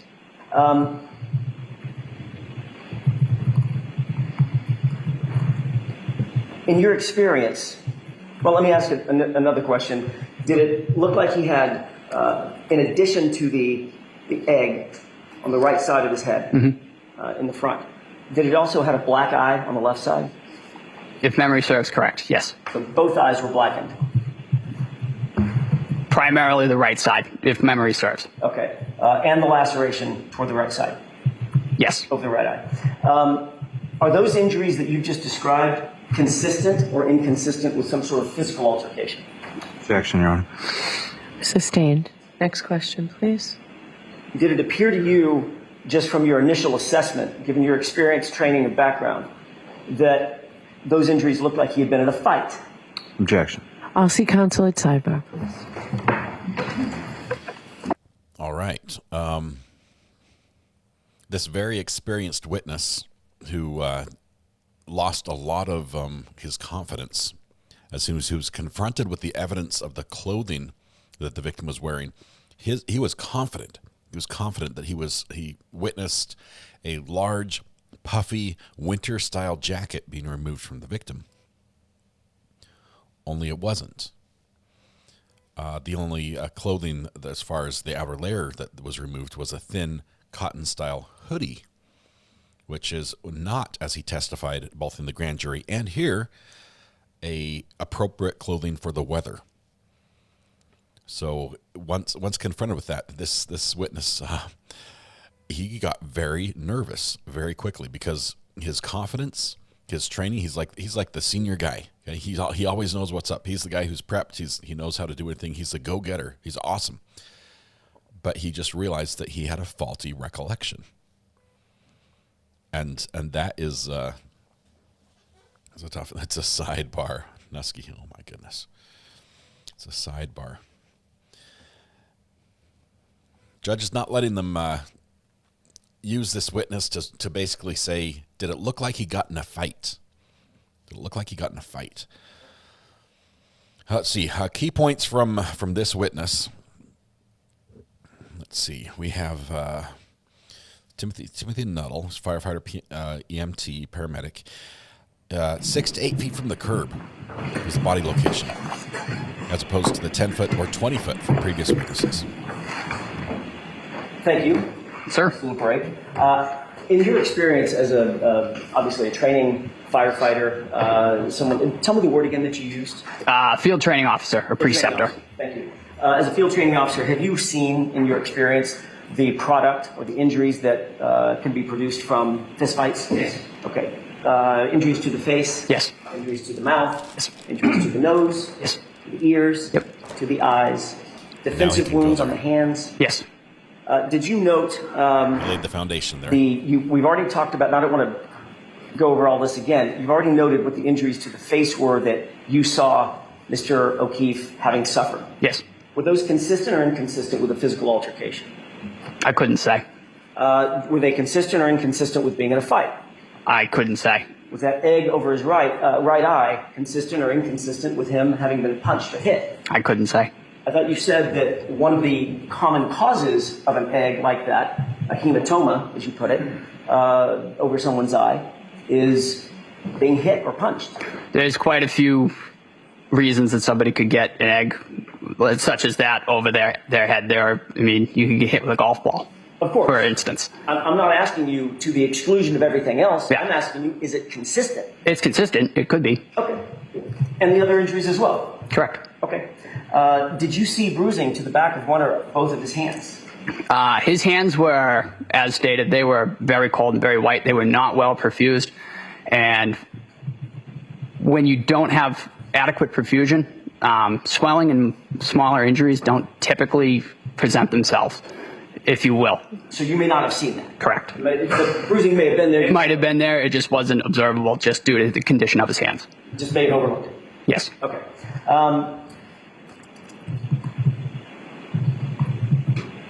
You indicated that you were not present when your colleague, Katie McLaughlin, was questioning anybody at the scene, correct? Correct. She was tasked with that responsibility, but you did not engage with her.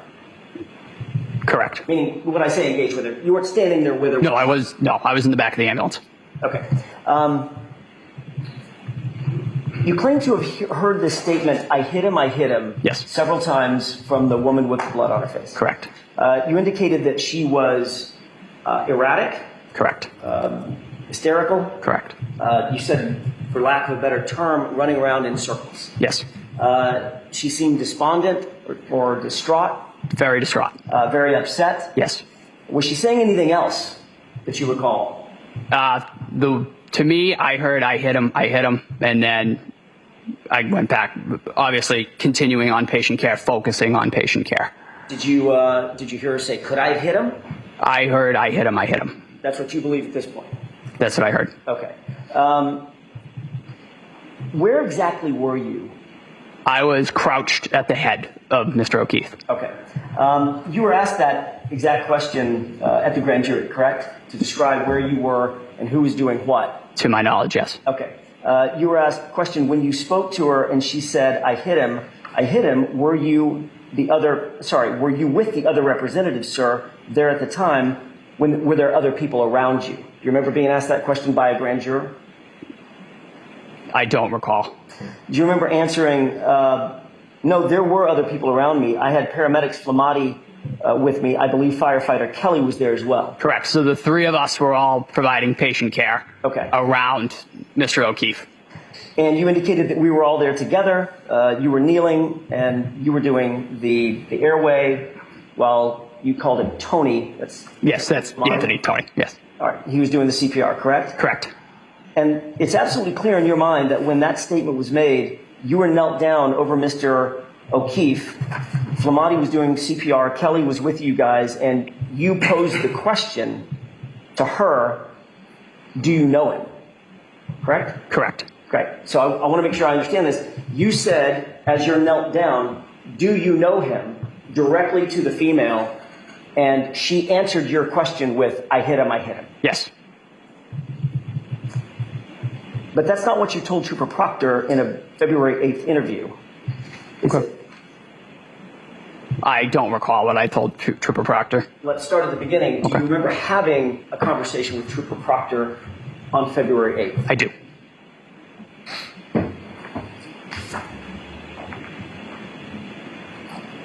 That was obviously much closer in time than your grand jury testimony, correct? Correct. And years closer in time than your testimony now. Correct. Do you recall on February 8th telling Trooper Proctor that while you were rendering aid, you heard Karen say, I hit him, to another female on the scene? To another female, as I stated, I heard several times I hit him. In terms of who that was directed towards, I mean, again, focused on patient care. Understood. My question was a little bit different. Do you recall telling Trooper Proctor specifically that while you were rendering aid, you heard Karen say, I hit him, to another female on the scene, and the other female told Karen to be quiet? I do recall that. Okay. That's not what you testified to today, though. Okay. Matter of fact, that story has changed to you posed a question, and she answered your question. Correct? Correct. So which is it? So when ventilating a patient, typically, that is also used to gather information from bystanders, because as I'm ventilating, I can real quick look around. Do you know this individual? Do you know anything about this individual? That's fairly typical for any scenario in this. It's a very quick information gathering strategy. But you'll agree that your testimony today has changed from what it was from your statement to Trooper Proctor on February 8th. I don't know if it would so much say change, sir. To be honest, I don't fully recall that meeting with Mr. Proctor. I'm sorry. I remember meeting with him. However, I don't fully remember what was discussed. So it's fair to say that your memory is a little bit faulty as it pertains to that time frame. Absolutely. Okay. He took that absolutely so readily. My memory is faulty. My testimony may be incorrect. I don't remember. It's changed because I don't remember. He took the way out that was offered to him. When you went to the hospital with the patient, did you ever inform any of the doctors or nurses or medical professionals at the hospital that you had heard a female claim to have hit John O'Keefe, and that's the reason for his injuries? I did not give the report to the hospital. So the answer to that is no, No. you did not. As a first responder and a medical professional yourself, obviously you know that the cause and manner of the victim's injuries are incredibly important as it pertains to assessing how to treat that patient. Correct. Once you got back to the station and to take a breath, did you write any report?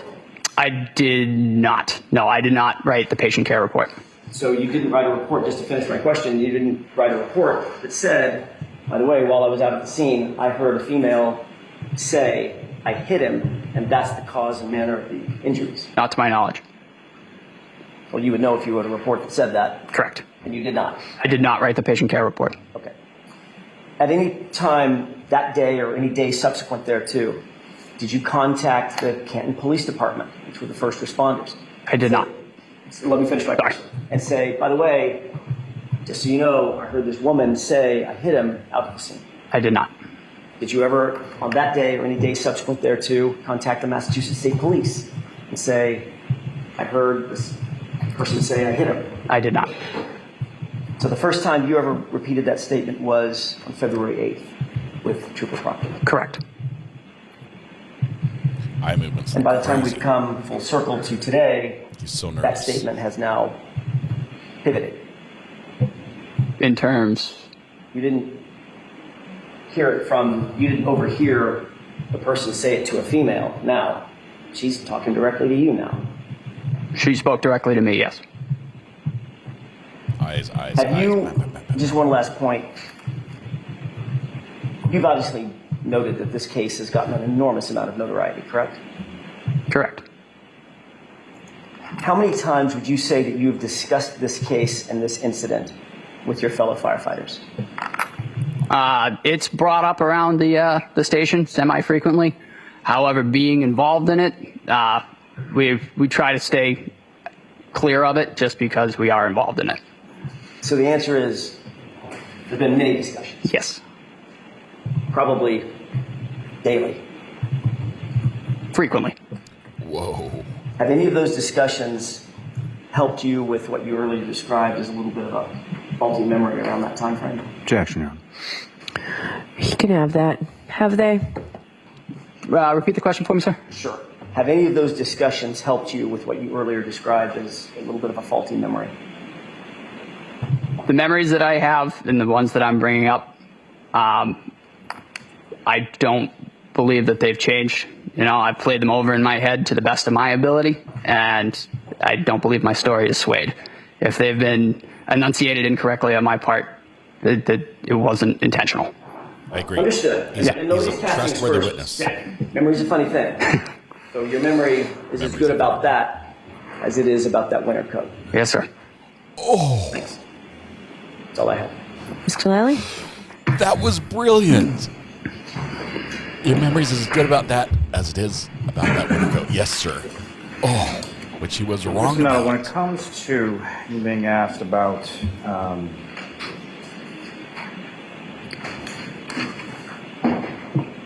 consistency of causality as far as different injuries that you observed on Mr. O'Keefe, correct? Rephrase that for me? Sure. Poorly phrased on my part. So you would have been asked on cross-examination about some things that the injuries you observed on Mr. O'Keefe could be consistent with as far as having been the cause of those injuries, correct? Correct. And how many sort of myriad of other causality or how many myriad of other sort of things could have also been a cause of the injuries that you observed? As stated, a lot. It's not typically just physical altercations. It could be, again, a golf ball could hit you in the head. That could cause similar injuries. And just for clarity purposes, when you were asked about a particular time frame, were you talking about the time frame of January 29th, or were you talking about the time frame of February 8th when you met with Trooper Crawford? Sorry, rephrase that for me. Let me withdraw that and move on to something else. So just again, for clarity purposes, when you were asked about some statements that were attributed to you to Trooper Proctor during an interview, correct? Correct. Okay. And so with regard to what you recall differently, is it the statement that the person, the female with the blood on her face, made to you, or the statement of the other female telling that person to be quiet? So as stated, real quick, down and dirty, I asked, do you know this person? To which I hit him. And then in the background, I remember hearing over and over, I hit him. That was kind of pushed towards the back, and patient care took priority, if that answers your question. Do you recall specifically at this time the other statement that you were asked about as far as whether or not the other female told that female to be quiet? I do remember that, correct. Okay. And the other statement as far as the female with blood on her face, and again, that was the differentiating character between the three females that you observed there, correct? Correct. And your memory of that statement is, I hit him, correct? Correct. Nothing further. All right, Mr. Nuttall, you are all set, sir. Thank you, everybody. I love that guy. Do you have another witness, Mr. Lally, to start? Yes. He's got a huge heart. He helps Now, the people. Commonwealth will He call loves his job. Mr. Anthony Flamati to the stand. Oh, Flamati, that's one of the other EMTs. Loves his job. Dedicated. Since high school, he's been wanting to do this. I think he honestly felt 100% truthful and believes everything he was saying, and then was confronted with the fact that people's memories are faulty. And the defense used that to great benefit for them. I love these defense attorneys to defend me. I would never want them to question me, because no matter how truthful I think I would be, the evidence you give the court and jury in the case now and here, and the truth, the whole truth, and nothing but the truth, so help you God. I do. Thank you.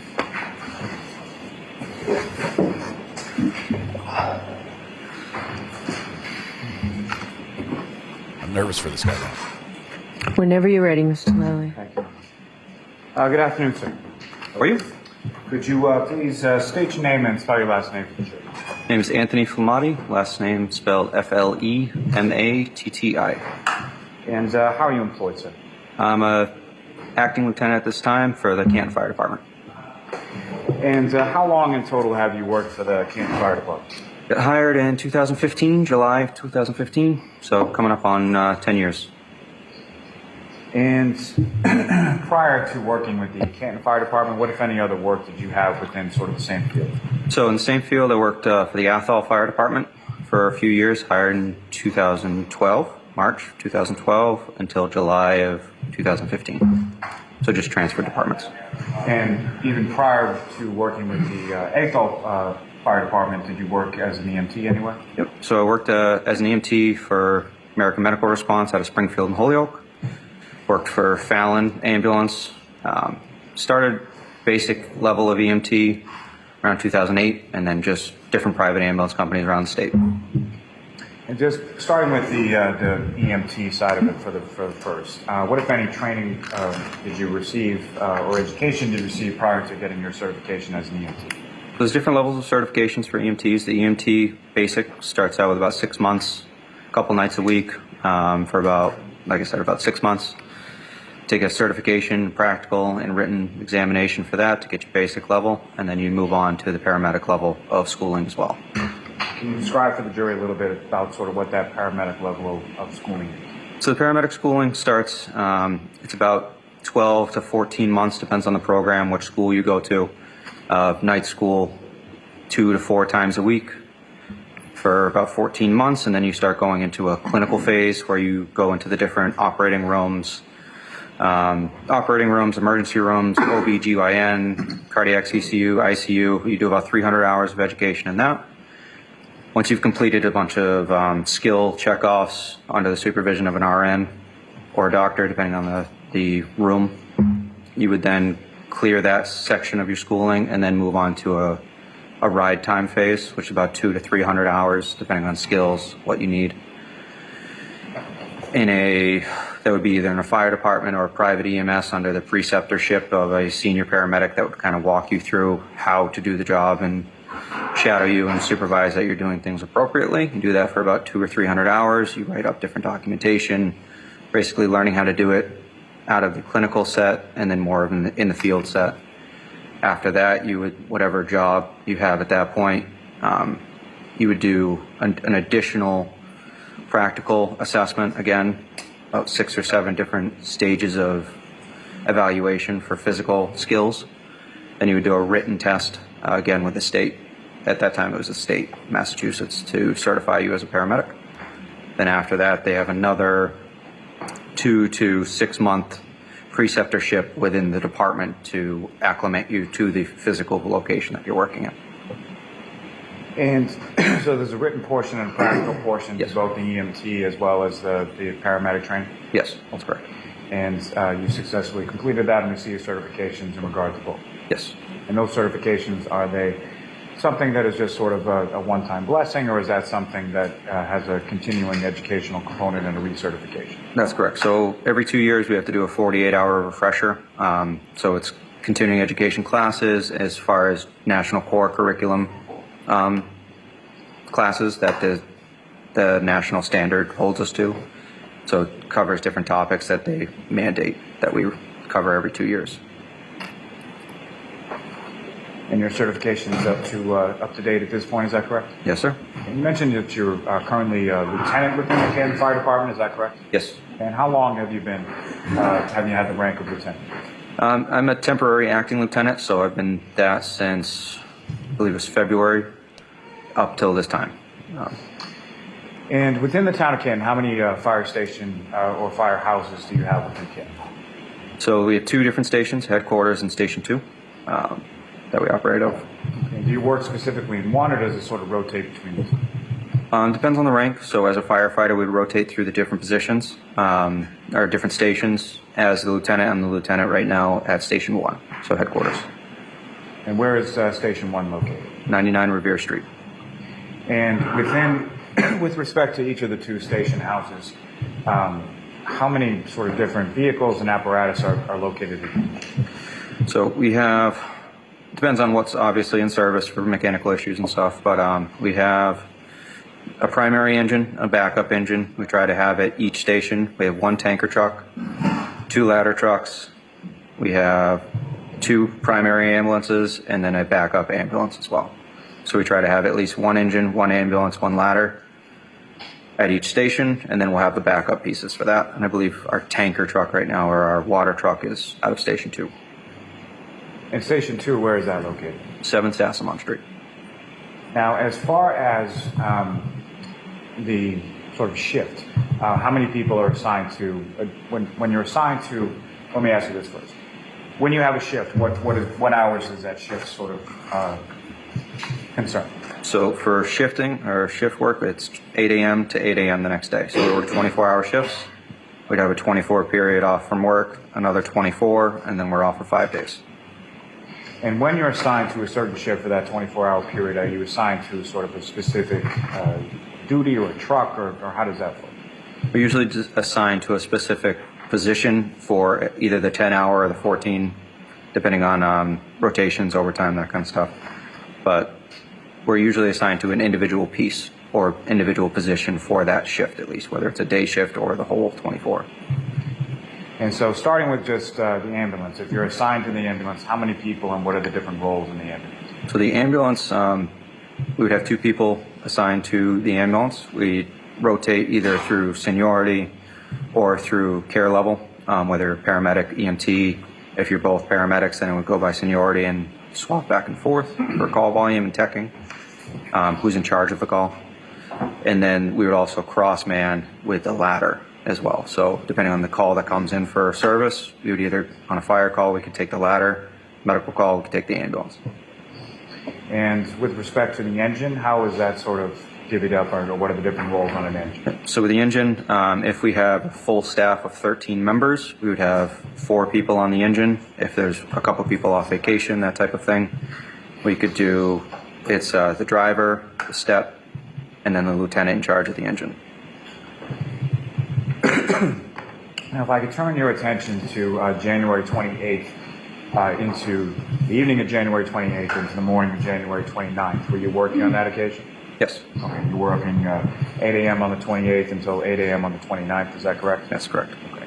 And which firehouse were you working out of on that occasion? I believe it was Station 1 at that time. And what was your assignment in relation to that shift, whether it was ambulance, truck, or engine, whatever? That would have been Ambulance 1 at that time. And who, if anyone else, was assigned to Ambulance 1 along with you at that time? At that time, I was working with Matthew Leahy. Not Leahy, sorry, Matthew Kelly. We have a lot of similar names. And what, if any, disparity was there between sort of the experience that you had versus the experience that Mr. Kelly had at that time? So Mr. Kelly had just started with the department at the BLS level at the EMTB, probably 2 or 3 months prior. I had just finished up his preceptorship, getting him onboarded as a new hire EMT, so very minimal experience at that time. So fair to say any sort of medical calls, you would have been sort of what they call the lead paramedic, is that correct? That's correct. Now, with reference to that particular time frame, the 28th, 29th, what, if anything, were you aware of as far as sort of weather, forecast, that kind of thing? Yeah, so leading into that shift, I knew there was a storm coming, and I had always lived a good distance away from work, so I would try and tie overtime shifts in so I wouldn't have to commute more than once back and forth, but with the storm coming, wanted to not have to drive into the weather, so I picked up overtime the night before that shift. And about what time did you arrive the night before? The night before, I arrived at 6 p.m. 6 p.m. is the start of the shift. And so you were essentially on shift for a relatively significant period of time leading into the morning of the 29th, correct? That's correct. And you mentioned that there was a storm that was forecasted. What, if anything else, do you recall about sort of what type of storm or what was predicted? Predicted it was going to be a pretty significant storm, heavy winds, heavy snow. Not something I wanted to drive in the morning, so if the opportunity arose, I took the overtime for that night. What did it turn out to be as far as? Exactly as predicted. We hadn't gotten much snow up until about midnight or so, and then snow developed since pretty much then on. And in a moment, I'm going to ask you about a call around 6 a.m., but just if I could take you back a little bit before that, over sort of the overnight shift, did you have any dispatches or calls that you responded to, say, after midnight but prior to 6 a.m.? I don't believe so. I don't recall how many calls were prior to that. That one was kind of the key of the night. So you mentioned sort of, what, if any, memory do you have as far as like sort of when it started to snow? It would have been after 10 p.m. for sure, but I'm not sure exactly. Now, turning your attention to a little bit after 6 a.m., you get a dispatch for a medical call, correct? Correct. And just prior to that, what about time did you sort of get up, rise, and sort of, start doing things around the station that day? So shift change usually happens around 8 a.m. in the morning. It takes a while to get everything ready for normal business hours. We try and get the station prepped for public that come into the building or just people passing, going around. We try to prepare the sidewalks, the apron. So we get up around 5:30, if depending on call volume throughout the night. Sometimes we're up throughout the whole night. But we got up that morning around 5 to shovel, snow blow, salt the public walkways, that type of thing. And specifically when it comes to the apron, that's sort of the area in front of the garage doors, is that correct? That's correct. Okay.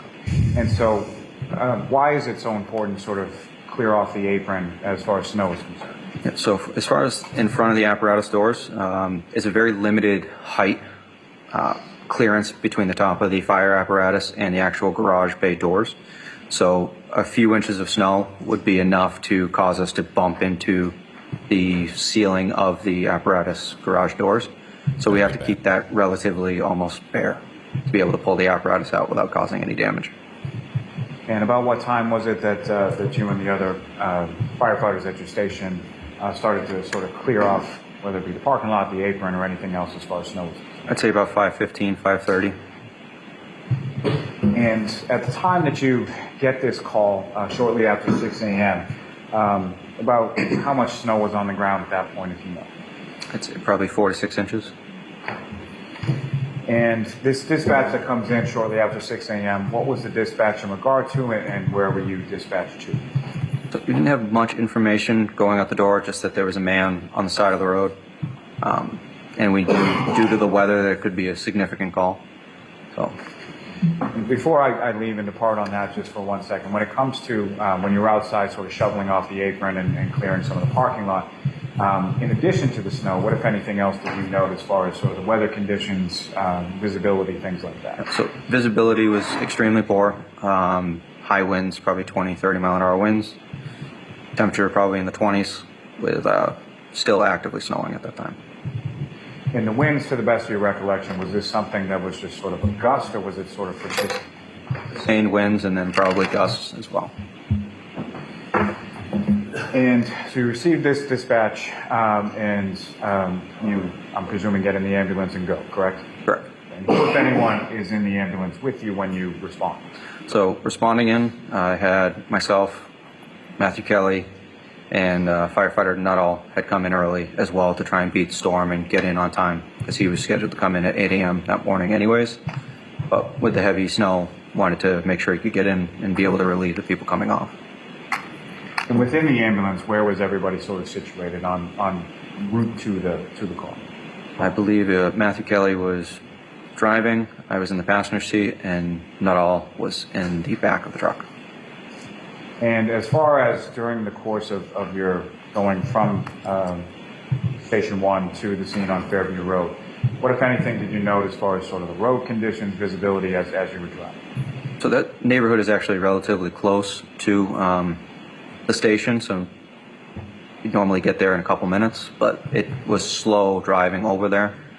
So I remember going pretty slow to get over to the scene. And as far as this particular time of day, what was sort of the lighting like at that point? Had the sun come up or anything like that? Sun had not come up yet. It was still dark, heavy winds, heavy snow, so visibility was almost zero. And as far as what, if any, other sort of apparatuses from your station were dispatched to this call as well at the same time? So the other call would have been, or the other vehicle would have been Engine 3, and just Engine 3. Car 5 will sometimes go. That's the shift commander for the department, depending on the nature of the call, how it comes in, and the ambulance. So it would have been the 3 apparatus. And do you recall who, if anyone, was in either Car 5 or the engine? So Car 5 would have been, at the time, Captain Wendell Robery. And the engine, it would have been Frank Walsh, Katie McLaughlin, and the lieutenant for the engine was Greg Woodbury. And you mentioned it took a little bit longer than without the weather to get to Fairview Road. Is that correct? That's correct. If you have any idea approximately how much time elapsed between the time that you received the call and the time that you arrived on scene? I'd have to refer to the EMS report. That is going to be more accurate, but I believe it was 5 or 6 minutes. And to that point, with any call, there's an EMS report that's prepared by who is it prepared by? So it's usually the person who texts the call or is in charge of the call. This was an ALS level call, so it would have been myself. So you wrote as far as the report in relation to EMS arrival, and within that is contained sort of different times that things happen along the way, correct? Correct. And the times that are noted within that report, is that something that's noted as it's happening, or is that something that you go back and figure out at a later time? So as we're going through the call and radio messages are sent, that's all documented on a third party that documents timestamps, things like that. As far as on-scene, transport, clear from the hospital, that type of thing. It's all third party documented. May I approach the witness, Ron? Yes. We're about to get the report in. This is pretty basic stuff. Nothing really bombshell in this this testimony so far. specifically turning to the 7th page and asking you to direct your attention to the far right column. You see that portion of the report, sir? Yes. Okay. First and foremost, what I placed before you as Exhibit 160, that's your report, correct? Correct. Okay. And on that right column of the 7th page in view, what, if anything, do you see with regard to times? So we have our dispatch time 6:06, en route time 6:07, on scene 6:14, at patient 6:15, and we are transported from that scene at 6:27 and arrived at destination at the hospital 6:45. And that destination hospital would have been Good Samaritan Medical Center, is that correct? Correct. Now, if you could, going back to sort of your dispatch from Station House to Fairview Road, can you describe sort of the path as far as what direction, what route you took to go from one to the other? Yep, so from Revere Street, we would have come out, taken a right onto Revere Street, gone to the end of that road, taken a left on Sherman, driven all the way up to Chapman Street, taken a right on Chapman Street, gone up to Fairview Street, and then taken a left on that. And that would have brought us down to the address. And as you're coming down Fairview, are you familiar with that area? Yes. Okay. And so as you're coming down Fairview, is there any kind of grade or elevation to the roadway as you're coming down? Yep, so that is a downhill towards about halfway down the road, so a pretty good grade that's coming downwards. And the address that you responded to with 34 Fairview Road, when you're coming from the direction that you were coming off of Chapman, is that a residence that's on your left or right or something else? That would have been on the left.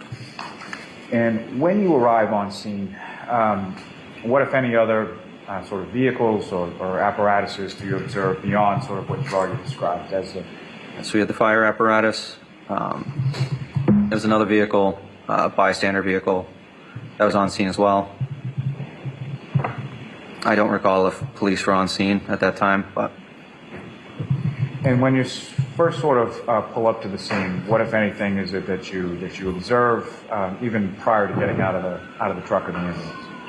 So as we're pulling up to the scene, we see two female parties, non-uniformed personnel, that were going back and forth between the body and the side of the street and back and forth. Appeared to be a female party that was pushing on his chest and then going back and forth between the other female party and the patient. Only two ladies? And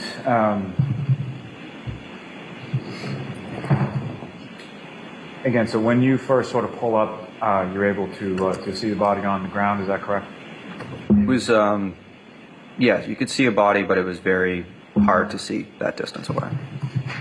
And do you recall any sort of like overhead or ambient lighting, street lighting or anything like that illuminating in that area? I don't recall. Now, this individual, as far as the person on the ground, at some point you were able to subsequently identify who that was, is that correct? Yes. Okay, who did you identify him? So identification won't normally happen right at that bedside. That's not really relevant to initial treatment. We found out who it was when we got into the ambulance and were able to do a more thorough search once interventions had started. So when you first arrive on scene, fair to say you're primarily or only sort of concerned with patient care, correct? Yeah, correct. To the point you sort of tunnel vision to the patient, correct? Yeah. So you arrive on scene and you get out of the ambulance and where is it that you go? So we then go grab all of the equipment that we're going to need to work on the patient, and then we bring that equipment over to the patient's side to be able to start treatment. All right. Mr. Flamati, I'm going to stop you there. I'm going to stop you, Ms. Tallali. Jurors, that's it for today. We are not in session tomorrow. Remind you, please do not discuss this case with anyone. Don't do any independent research or investigation into this case. If you happen to see, hear, or read anything about the case, please disregard it and let us know. We'll see you on Thursday morning, and Thursday will be a hot day. Thank you very much. All rise for the court, please.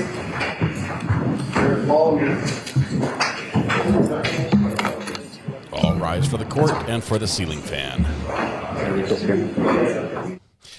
All right, so that wraps up the day. I'm sorry. I'm tempted to go one more half day. We don't want to catch up, but I'm tempted to get sort of back on the schedule with half days and full days that match up with everyone else who's going to be a week ahead of us. That's my thought process. That's where I'm at right now. But if we do that, it's going to be after lunch because it is lunchtime now. Do you want to do one more? Let's do one more. So because we have 2 half days back to back. They took the Wednesday off. I think that would put us, because they're on what? They're on day 6, right? So, well, what day is it today? It's Wednesday. And we just watched Tuesday, so we'd be watching, oh man. We'd be watching Thursdays? I don't want to get caught up. I know what the poll answer is going to be. It's going to be yes. Yes. I know. Everyone's going to say yes. I think they're on 6.5. Do one more, and tomorrow do court hopping in the morning and KR later. If we do one more tonight, though, it's going to be the other half day, right? Because we just watched a Tuesday half day, and then they took Wednesday off, and then we'll watch a Thursday half day. Who would be mad at us if we caught up? Matthew, it's really just my honor. I told people that I was not going to cover this live. I don't want to compete directly with people that I have a lot of respect for. That's it. No one would be mad. No one would be mad. I would be mad at myself. That's it.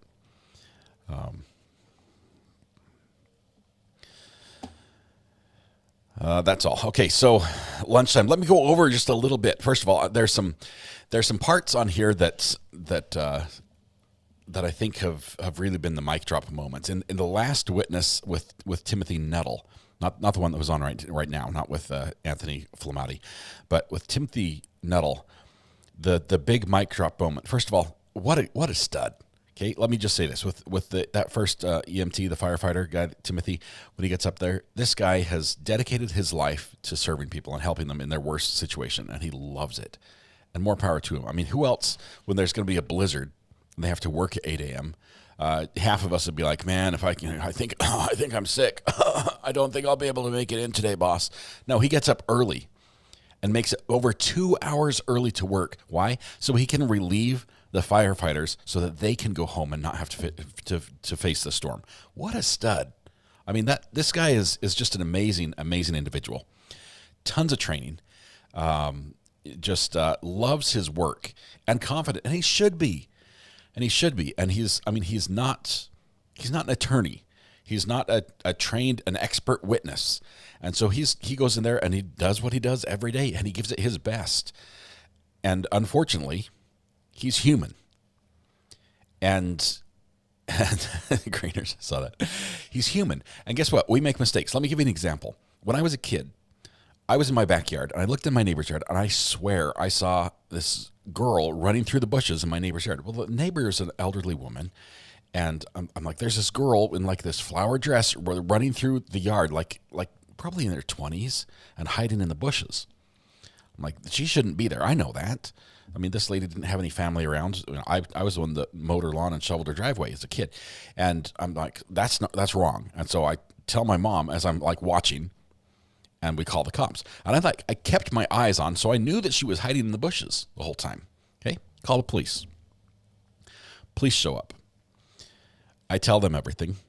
I stand there watching in the backyard. I'm looking through what is not a wooden fence, not a chain link fence, but just like one of those wire fences with the big squares. Okay? It's not obstructing my view in any way.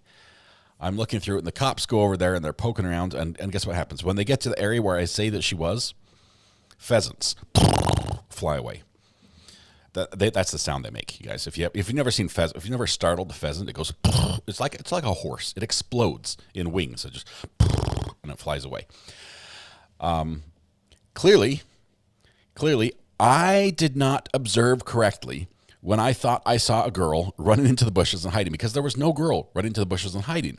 There was pheasants. In my head, I would have sworn, I would have taken an oath and testified to a grand jury that I had witnessed a girl running and hiding in the wearing like a multicolored flowered dress, which now in my head looked a lot like pheasants, ringneck pheasants look with the red heads and everything. It looked very similar to that now that I think about it, right? But in my head, I thought I saw something else. And I committed that to memory, and I told it to the police. I told my mom. I told my mom. Told the police. That was what had happened. My memory was wrong. I had observed wrong, or what I had seen, I had put together to make sense of what I had seen, and I did it wrong. I jumped to the wrong conclusion. So this witness, Mr. Nuttall, he's human, and he also makes mistakes. He doesn't have a perfect memory, and one of the things he didn't have a perfect memory on was that the victim in this case was wearing heavy winter clothing. Now, there's been an explanation that really makes sense to me on that, and that is, first of all, he was wearing a cotton hoodie. Okay, I happen to know what happens to cotton when it gets wet and cold. It freezes and it gets heavy. Not just heavy, but like firm, frozen. It's terrible. It's a terrible item to wear in winter, okay, because it holds the cold in. It's not like wool where it wicks the moisture away.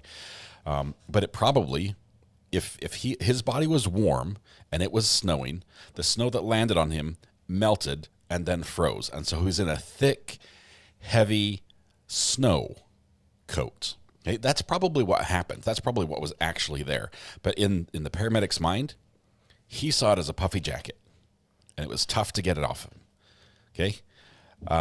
So the defense, who are incredible attorneys, used that against him and got him running all confident, and he was like thinking he was a star witness because he is good at everything he does, thinking he's a star witness, and then they confront him with the fact, like I was confronted, that there were pheasants and not a girl. And I knew I was wrong at that moment. I knew I was wrong. And this witness suddenly is shook to his core. And you see his demeanor changes entirely. He's suddenly second guessing everything, and he wants out. He does not want to be on the stand anymore. Okay, this is no longer just me recounting something. He's like, I still have to reconcile with myself how I got something that I thought I saw so clearly wrong. And so he's looking for a way out. And the attorneys, the snake attorneys, I'm going to call them a snake, they're very good at what they do. The defense attorneys, who are incredible, they gave him a way out. And they're like, oh, but you were focusing on life care. You're not there to document what everyone else is wearing or the other things. You're there trying to save somebody's life. You're the hero in this situation. Of course you wouldn't remember little facts that have nothing to do with whether or not you can, save this guy, which you're dedicating your whole life to, right? Then your entire focus. He's like, yes, I was. And he was, to his credit. And they led him into another trap. Another trap after getting him, showing him that cross can get spicy and get very confrontational. Now he is being very careful. And then they lead him into this trap, and it's a safety area for him. And he's like, yes. And they lead him to a trap again and let him, brag about how his testimony was right. And he remembers it. He does. He's like, I'm confident in what I do. And they get him all built up again. And they say, you're confident in what you just, in your memory, your recollection of what happened, just like you're confident about that heavy coat. And he's like, absolutely. Oh, crap. The rug was just yanked out from under him again. And it was so traumatic for Mr. Nuttall that when the prosecution gets up on redirect to get to bring him back, to give him those softball questions that he has the answers for, prosecution asks the question, and he says, can you rephrase that? Because mentally, he's not even listening to the prosecutor yet. The defense is still up in his head. This is next level lawyering. It was absolutely incredible. Oh my goodness. I love it. I tell you, I love it. I feel sorry for the witness, okay? Because this man is amazing. I would trade him for, half a dozen other EMTs if I ever need help. I would want him to respond to the call. He clearly loves his job and would do everything in his power to save somebody and to help him out.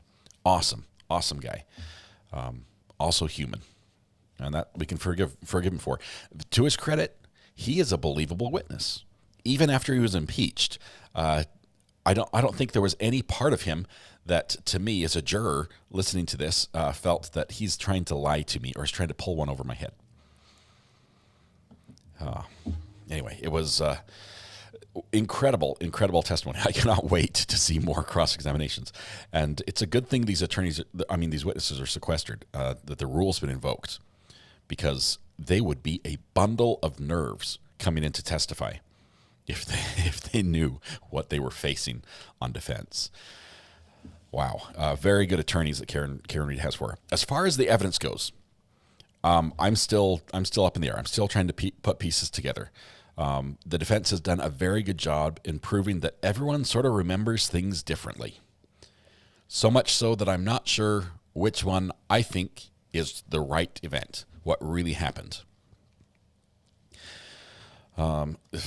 If that is all the defense attorney can find is the witness thought a frozen hoodie was a jacket before sunrise, that's not too bad. No, it's not. It's not like I think later on, if some of the rumors I've heard are true, there's going to be some next level impeachment going on, like serious, like maybe we should prosecute type moments. Okay, and that's cool. I'm all for that.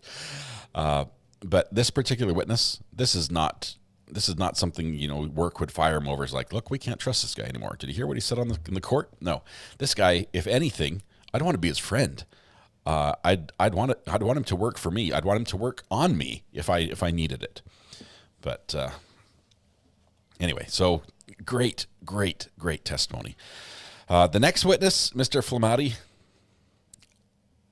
let me just say, so far, he and Lolly, they're made for each other. Their delivery styles are spot on, direct match. It's painful, and the topic we're going over, not the most intriguing, unless maybe you're very interested in how the crews operate out of a fire station, and who's staffed where, and who drives, and what the positions are, and how the roles work and the scheduling. It's very detailed oriented, and I'm not sure really if it has anything to do with the trial. I can't see what testimony we're getting right now from Anthony, from Tony. I'm not seeing where that's really going to fit in and be like, that's why. Tony, remember what Tony told us about who drives the ambulance? I don't think it's going to matter really in this case. So I'm left wondering why I'm hearing this. And maybe it will all come to light later on as we get further down in the trial. Maybe everything will just piece together. We're going to take a break for lunch. I think we're going to come back and do the other half day. That will give us, I think that will work.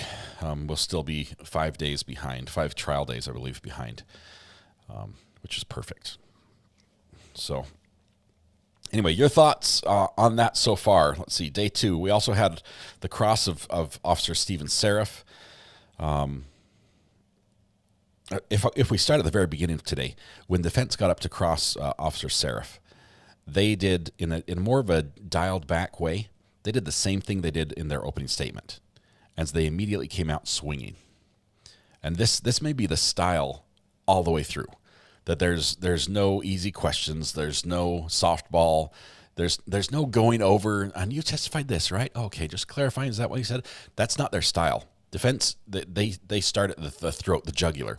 And if they don't, it's a setup for what's about to come. And they do the setup and pull the rug very, very well. Oh, let's see. Sadie says, thank you for talking all day so I could drown you out. I've been so busy and it helps a lot. Let's see. Yes, they're on day 7. The state's pretty thorough with their witnesses. It seems they introduce a lot. That's good, Lenova. I like that. It makes me feel like I'm hearing the whole picture. Like everybody involved is telling me what's happening or how they viewed it. That, as somebody who did not see these events happen firsthand with my own eyeballs, which are faulty, it lets me build a picture in my head of what did happen, and I can rule things out or surmise from what the total picture is, what the events were. I like that. The downside, the danger for the prosecution on this is everybody has a little bit of a faulty memory in one way or another. There's no one witness who said the same thing as the other one. This is all my fault. This is my fault. I did this. Is he dead? Is that my boyfriend? Is he dead? Let's see, where's the other one? I hit him. We've got 3 different people that have testified about what Karen Reed said, and the 3 of them don't match so far. And there's probably going to be more. We've got more variants to come with. So I don't know what she said right now. I'm still left going, And all 3 of them have been, to some degree or another, impeached as to their credibility when it came to their recollection, their memory, or how accurate it is. So great stuff there. All right, anything else we need to do before we break for lunch for just a wee bit, and then come back with the other half day? Let's see. I heard they went on a jury view. Do we know what they viewed? Reverend Beasy, I think that's coming up. As for us, it'll be coming up in about 3 days or so of court watching. And that jury view, I believe, was the property. As far as I think they had the vehicle there too, like Karen Reed's car. Was it a Lexus or something? I think they had her car there, and they saw the property. We'll hear more details as we get closer. But the jury does get to actually go to the scene and actually see and experience for their own eyes. Probably just the distances that are involved, because a lot of times security cameras, even dash cameras, it's hard to judge actual distances from a camera angle, just because the way the lenses work. The lenses pick up things differently, and some people say, "Oh, when I'm on camera, it adds 10 pounds." Well, for me, it's more. Okay, but when the jury is there, they can be like, "Okay, that's where the flagpole is. That makes sense. Oh, now I see where the curb is. That makes sense in the picture. I can put that together." So that'll be useful. Yes to the car on the road in front of the property. Okay, let me, Sweet Tat, regarding the car and the position of the body, I've been making notes with each witness who's talked about the distance the body was off the road. Witness number 3, Officer Stephen Seraph, says the body was 20 feet off the road. Witness number 4 says the body was 10 feet from the curb. Witness number 5 says the body was 6 to 8 feet from the curb. So it's coming closer and closer. Still, 6 to 8 feet from the curb. This is a straight road, right? This is not like, are they, I didn't see on the video that they're on like a curve or anything. And if she was supposed to have backed into Mr. O'Keefe and hit him with the car, and for him to fly between 6 and 20 feet onto the property from the direction the car is going, I need like a little even animated reconstruction to put this together. And I was thinking, okay, well, what if it didn't kill him immediately? What if he was still able to move? If he was able to move, wouldn't it be more likely that he would be on his stomach instead of his back? If he was able to navigate or try to make it to the house? And yeah, the car damage. I'm going to have to see the pictures. 45 pieces of taillight? But that's virtually all the damage. I've got family members who have, tragically hit a deer while driving. There's a lot of damage. There's a lot of body damage to the car when that happens. Deer can run, a couple 100 pounds. A deer can total your car. I just don't, I'm not sure how that works. I want to hear that explanation from the state. That's a part that's a big question mark for me. Let's see. Read online there was car damage. I haven't seen the pictures yet, Lenova. I'm looking forward to those when those get admitted. Still struggling with the homeowner never coming out of the house. Cheryl Bybee, couple things. Here's in my head. This is my thoughts, not evidence that we've heard.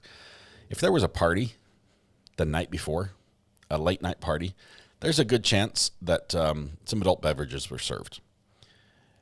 And early the next morning is not the time that somebody who consumed a few adult beverages the night before wants to wake up and do just about anything other than keep a pillow over their head and sort of sleep it off, right?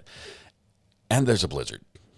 So there are two good reasons in my head why they didn't, or anyone else on the street around them, why they didn't come out into the blizzard to see what was going on. Also, there were no sirens. Okay, so far we haven't heard any sirens that rolled up there. They rolled up quiet. The lights were flashing, but that was it. So it was someone's son's birthday. I believe there was a birthday party, like an after party at the house. But those are just some ideas that in my head that could possibly be an explanation for why that happens. Personally, if there's a cop that pulls somebody over, within about one yard away from my house, not like a yard like 3 feet, but like one property away, I'm always poking my head out. What's going on in there? Look, flashy lights. I like to see what's going on around me. I like to think that I probably would have popped my head out to see what happens. I mean, if I see the reflection of flashing lights in the house, I know that there's a police car around. I can pop my head out and see. They may have been asleep. I don't know. Anyway, we'll get to that later on. Maybe they thought the lights were plow lights. What do you call a deer with no ears? It doesn't matter. Adam. All right, that's where we're going to leave it. We're going to go to lunch. We're going to come back with a little bit more of Karen Reed. So we'll be on day 3.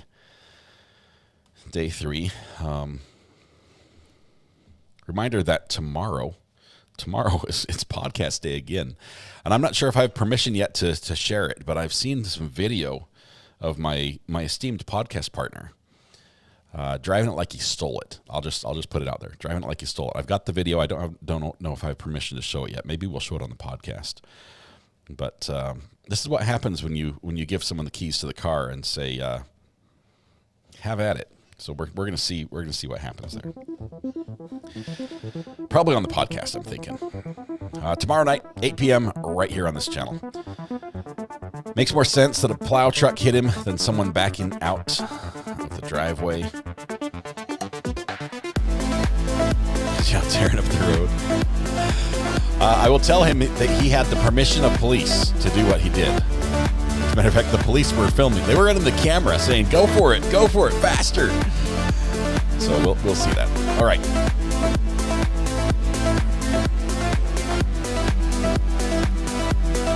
Look at Court TV for how close the flagpole is to the road. I'm going to probably look at the Google Earth and see if that'll show me.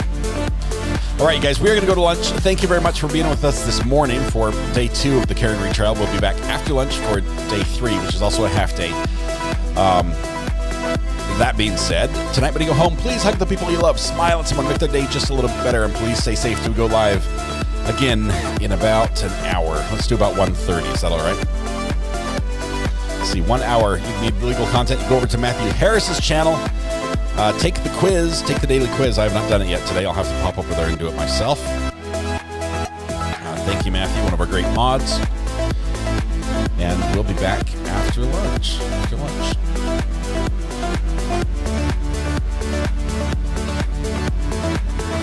All right, I'm hooked, guys. I'm hooked on this one. This is an incredible trial. I think that's it. Is there anything I'm forgetting? No? Oh, I need to work on the replay. That's what I need to do. Is that correct? That's correct. All right, you guys have a good one. We'll see you.